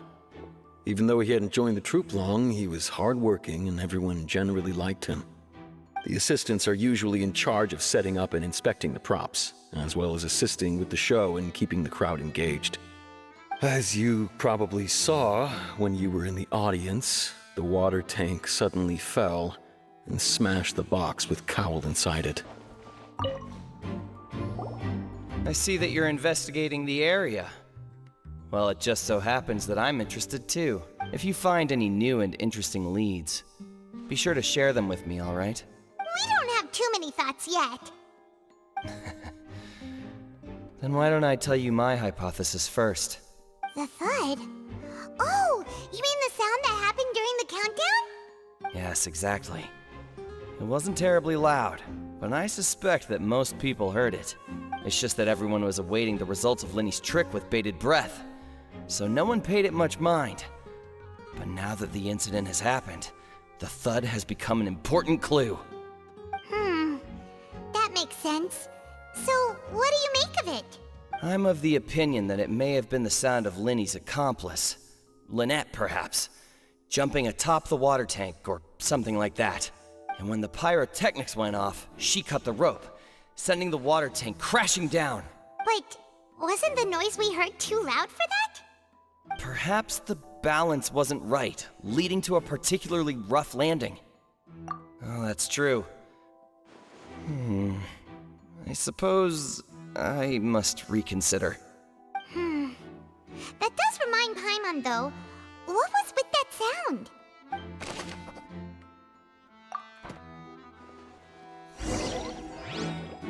We've checked everything of note here at the performance venue. Paimon wonders how Linny's discussion with the guards is going. Let's go see, shall we? Ooh, things are getting interesting, huh? We're about to see how magic is made.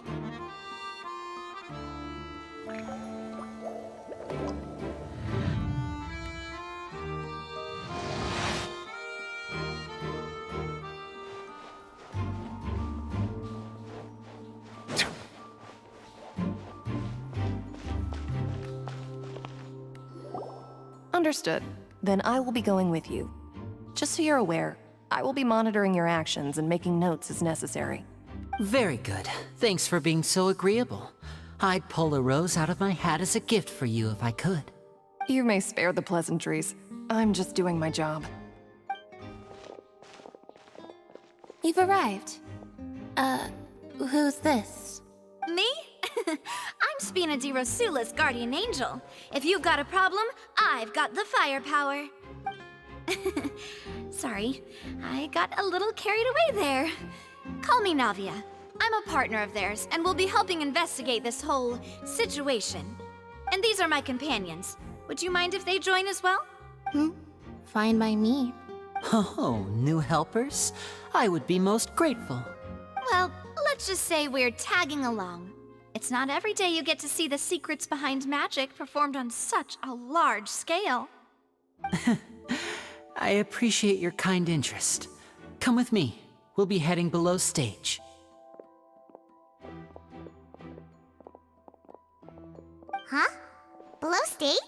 Yes, a world of secrets is hidden beneath this magic box, prepared specifically for this switcheroo trick. But before I reveal everything, you should have a look first. Notice anything strange here?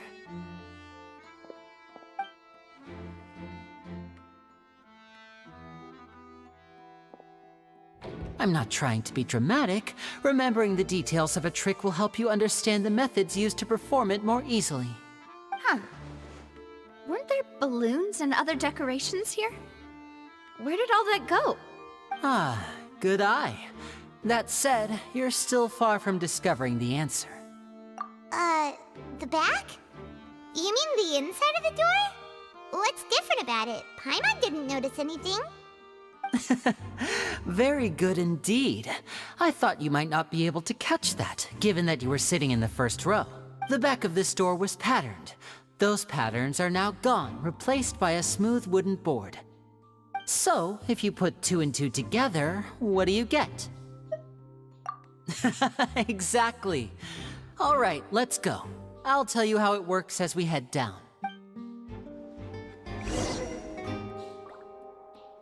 Oh, so there was a passageway under the magic box! I knew you'd figure out most of it as soon as you saw this place. The 2 magic boxes are positioned right above the 2 entrances of the tunnel. See this flatbed trolley? The box with the lucky audience member in it would be shuttled over to the other side using the trolley. This trolley can raise and lower and even rotate, ensuring that the box will face in the right direction. I see. So that's the purpose of the box inside another box. Precisely. The inner box would descend after the audience member was put inside and be moved along the trolley, all while the outer box would remain on stage as if nothing had ever changed. So that's how you did it! Once the box was lowered, the trolley would store some energy through this device here, with which it would complete the rest of the steps. The audience member would only be able to feel some slight movements in the dark, and by the time she walked out, she would already be back on stage. Right! You were talking that whole time, and you even came out for a moment near the end! Ah, yes. A phonograph operated by Lynette was used to achieve that effect. My assistant and I had already scripted our conversation beforehand. When the countdown began, I had already gone to the opposite box via a tunnel using that ladder. And what about Lynette? Where was she? I was in the mezzanine space in the back of the box. Oh, interesting! That's how we were able to coordinate Linny's lines with the assistant. And by the way, I was the one who walked out of the box at the end. I mean, we are twins. All it takes is a change of clothes and no one can tell who's who. And that's my favorite part of this trick. Only Lynette and I can perform it. So that's how it all worked! Wow, every detail you revealed was more amazing than the last! Lynette would briefly walk out of the box and then go back in, jumping into the tunnel and escaping before the box on the trolley could finish ascending. And then I walk out of the other box in the audience area, and the trick would be complete. The operative word here being would. But as you saw, Cal was in the box, not our audience member. She, on the other hand, mysteriously vanished. We really don't know how that happened. If not for that interlude, this would have been an astonishing trick. I probably never would have figured out how you pulled it off. And yet, to think that someone was able to use this magic trick to commit a crime. Could we have a look around? I think we can come up with some more leads. This is the scene of the crime, so Linny and Lynette are not permitted to stay here. I'll escort them back up. Yes, of course. No need to be so strict now. I won't disappear into thin air, you know. Thanks, everyone. We're counting on you.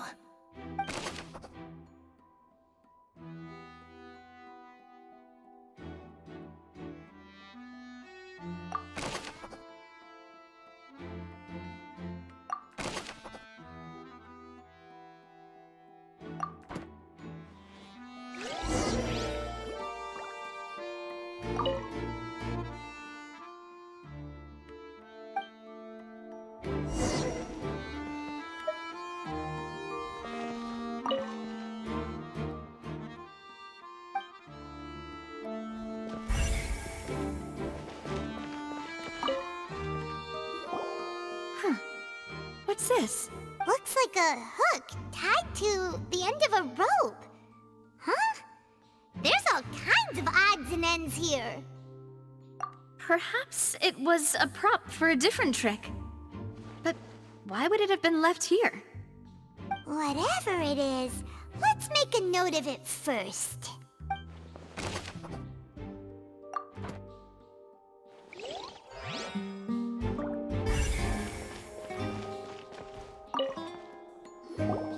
The floor is wet. Please be careful not to slip. Speaking of which, why would there be water here? Oh, Paimon knows! It's one of those tricks where you pour water into a jug and then flip the jug over only for the water to disappear. And here's a broken vase. Huh. Did the trolley knock it down while moving? That can't be. The trolley moves along tracks from start to finish. It couldn't have hit the vase at this distance. Let's note this down too and think about it later.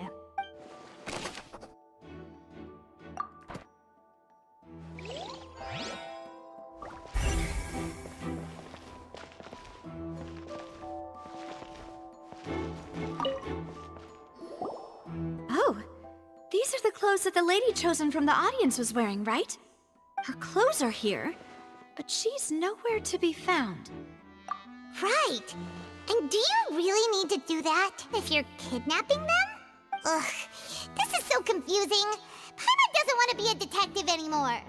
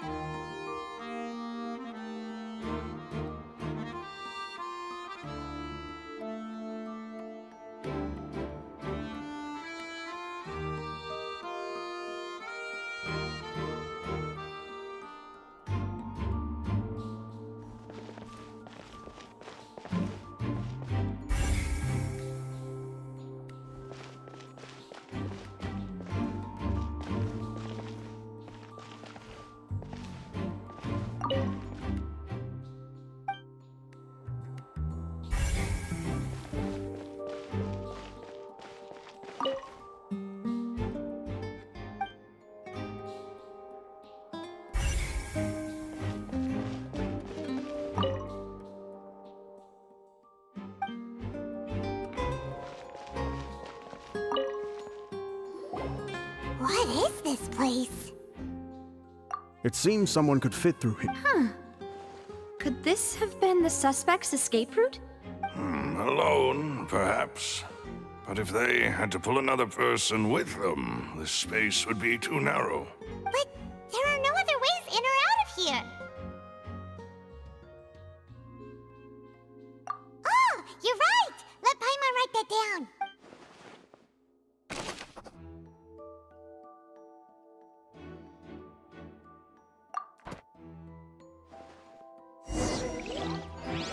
Seems we're just about done investigating down here.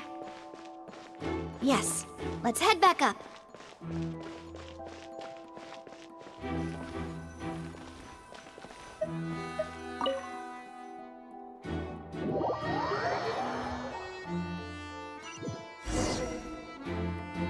Well, we've ascertained the state of the crime scene.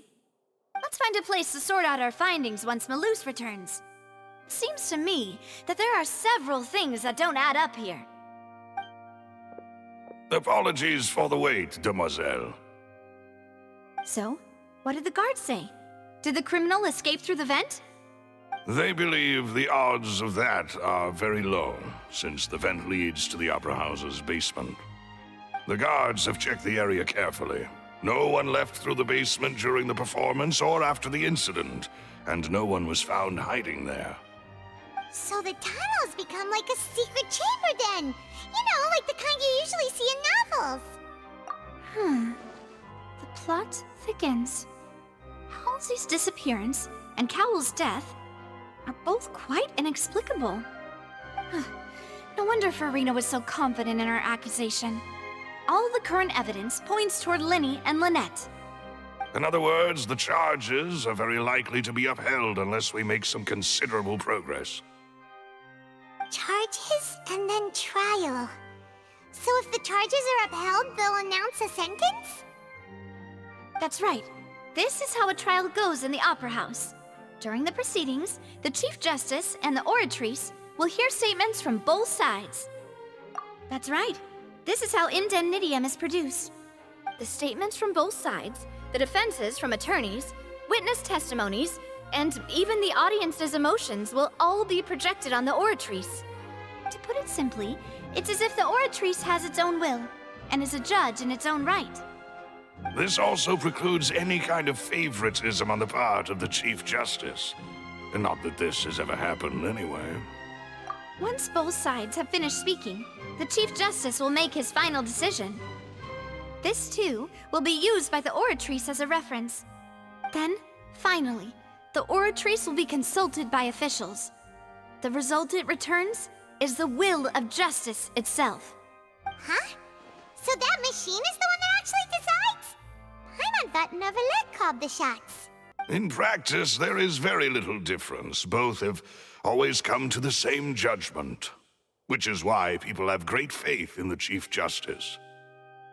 Ah, yes, the guards also asked me to convey that none of us will be allowed to leave this place before the trial. Huh? Why? Because we've chosen to act as the twins' proxies. That makes us persons related to the case. They're concerned that we might be colluding with outside parties, or that we might find outside help to disrupt the case. And even if that were not so, it could prove problematic if we happen to spread key information about the case ahead of time. I'm ready to break out at any time. Whoa, whoa! There's no need for that! Paimon thinks they have a point. That said, are they providing food? Of course. I just hope you don't mind the lack of options. I'm afraid that catering to all tastes is not in the cards, nor is any guarantee of balanced nutrition. In that case, let's just sort out our findings together here. Pity. I was hoping to take you to try some of Fontaine's famous desserts, too. I mean, what better way to properly think through our findings than over some tea and sweets? Huh. Breaking out suddenly doesn't seem like such a bad idea after all. Just kidding, just kidding. Paimon will still do her best, even if there are no snacks. What do you mean, no snacks? Of course we'll have snacks. If we cannot buy some, then we'll simply make some. Huh? Here? But how? Understood, Demoiselle. Everyone, please come with me.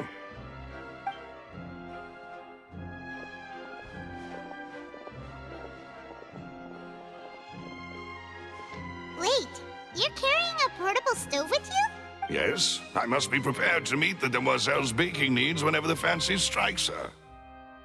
I have eggs, sugar, and almonds at the ready. Good work, you two. Then I'll get to it. Please sit tight for a moment. You'll get to taste my awesome snacks soon enough. These three are quite the interesting group.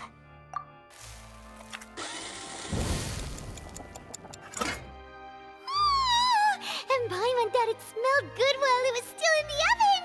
Oh, it's even better now. Paimon can't stop drooling.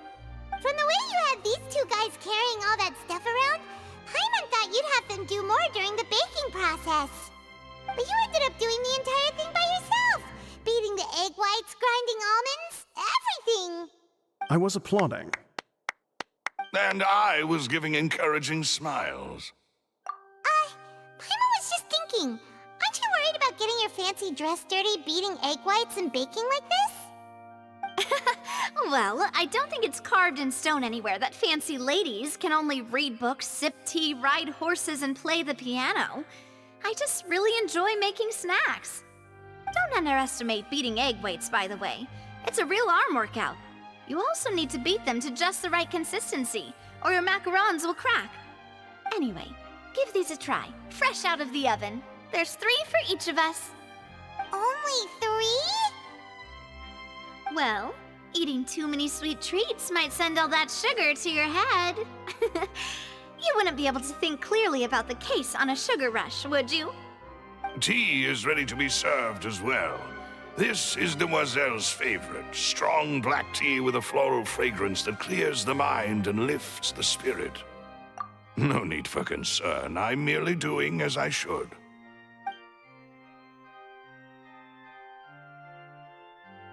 All right then. Down to business. As Paimon mentioned previously, the tunnel seems to be something of a secret chamber. However, we can assume that Linny and Lynette were not alone within it. Some criminal also occupied its sealed confines. The magician twins could have committed the crimes, of course, but they lack any logical motive. Exactly! Why would they do such a thing right when everyone was watching?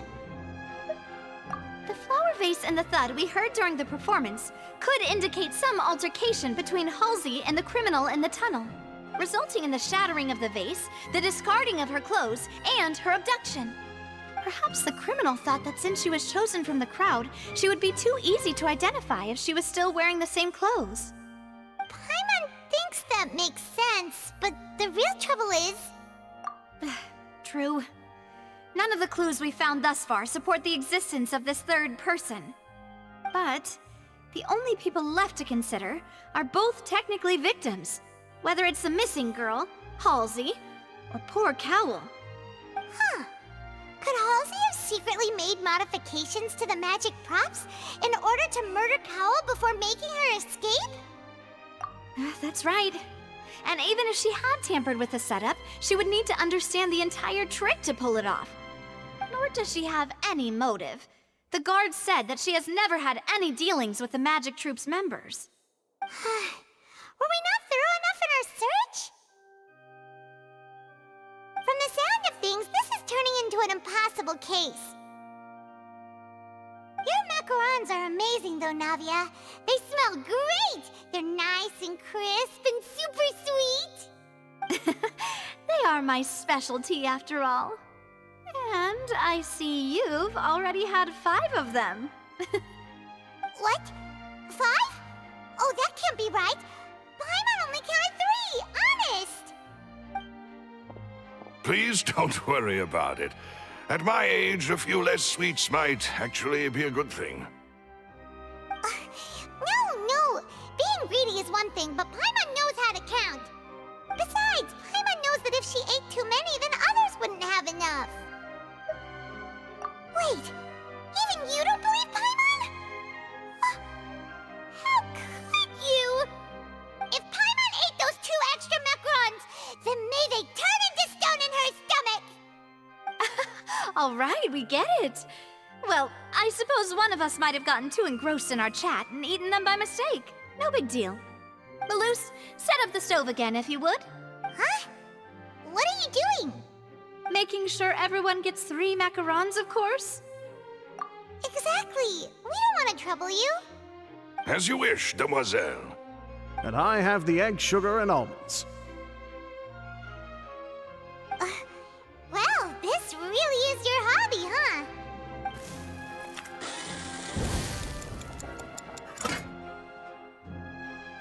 Well, that's it for snack time. I'm going to have another look around the area. I don't know what we're looking for yet, but we've still got some time. As attorneys, I suggest the 2 of you think the case over again. It would be awkward if you got all tongue-tied on stage during the trial. All right, thanks for your help, and for the snacks. It was nothing. A small task for the Spina di Rosula. Silver, Maloose, it's time to go. I'll be back if I find anything new.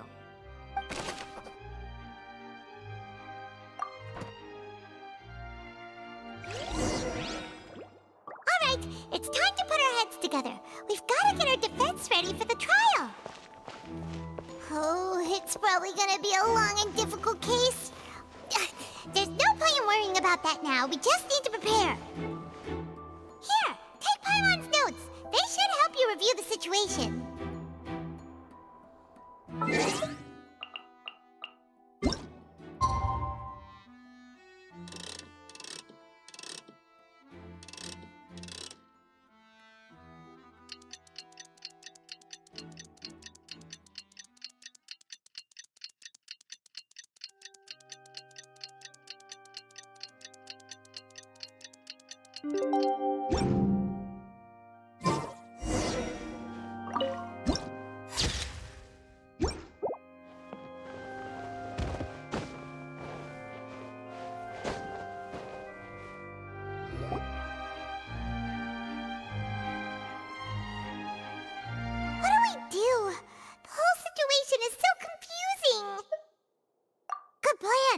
Impossible things don't just happen. We'll get to the truth one way or another. Just relax. Even if everyone else suspects Lenny and Lynette, at least we will be supporting them from the stands. Besides, I doubt Farina understands any more about what happened than we do. Thanks, Navia. Well, we'll be going then. Best of luck to you.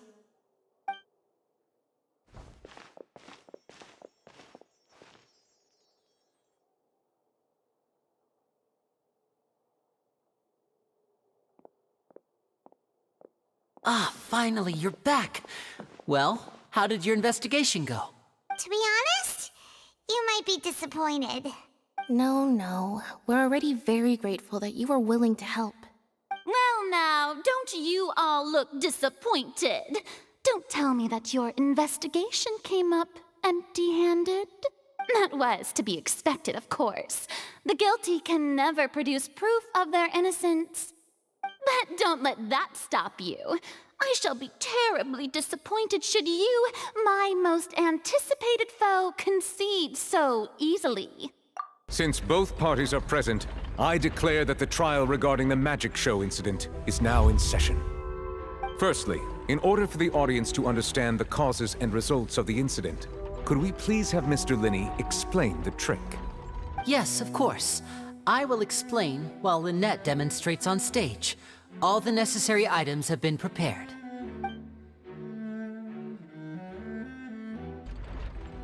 Thank you, Mr. Linney. In that case, I take your statement to be that you ran to and remained hidden within the magic box in the audience stands once the trick began, and thus could not have committed the crime. Is this correct? Yes, that's correct, Your Honor. In that case, I call upon the prosecution. Lady Farina, do you wish to refute his statement in any way? Why, of course I do.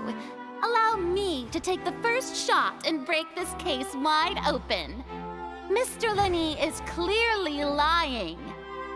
There is no way you could have been in the box the whole time if you were to abduct Halsey and murder Cowell.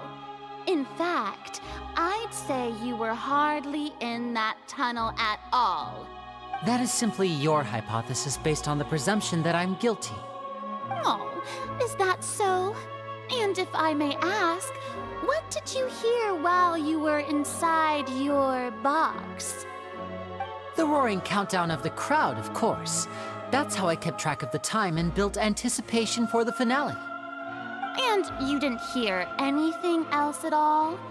Nothing that might leave an impression of any kind? No, nothing. I see. But when the count reached 30 seconds or so, there was a thud. One so loud that I believe practically everyone heard it. Huh? Hey, hang on. Something's not right here. Yeah, I'm sure he could have heard a noise that loud from inside the box. I was right by the box and I definitely heard the thud. Look at those scales. Could those mean... Well then, ladies and gentlemen, allow me to use the words of the magician himself. You never know what can happen in the blink of an eye. Indeed, it seems his alibi can also collapse in the blink of an eye.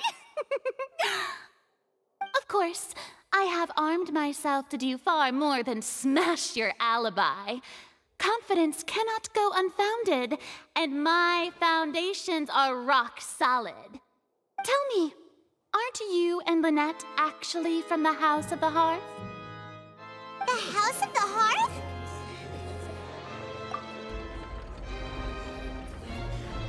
No wonder they did something like this. So the serial disappearances were the Fatsui's doing. Now it all makes sense. I've got a feeling that what happened on stage probably wasn't just an accident. That's irrelevant. Our identities have nothing to do with what happened. Indeed. Then perhaps you could tell us everything that happened during that 1 minute. Your first priority is to prove yourself innocent after all. I'm sure there is little that needs to be kept secret now. Unless your script already has holes in it. The Outlander is speechless. My, oh my, don't they look flabbergasted? Now comes the infighting and discord, I suppose. This was almost too easy. Good thing I made all those preparations. Seems the all-nighter I pulled last night is really paying off. Hey, Linny! Why didn't you tell us this before? Order! Order! Mr. Linney, allow me to re-establish the facts. Lady Farina has raised 2 points. First, when the thud was heard in the Opera House, you were neither in the box nor the tunnel. Second, you and Ms. Lynette are both members of the House of the Hearth. Are these claims true?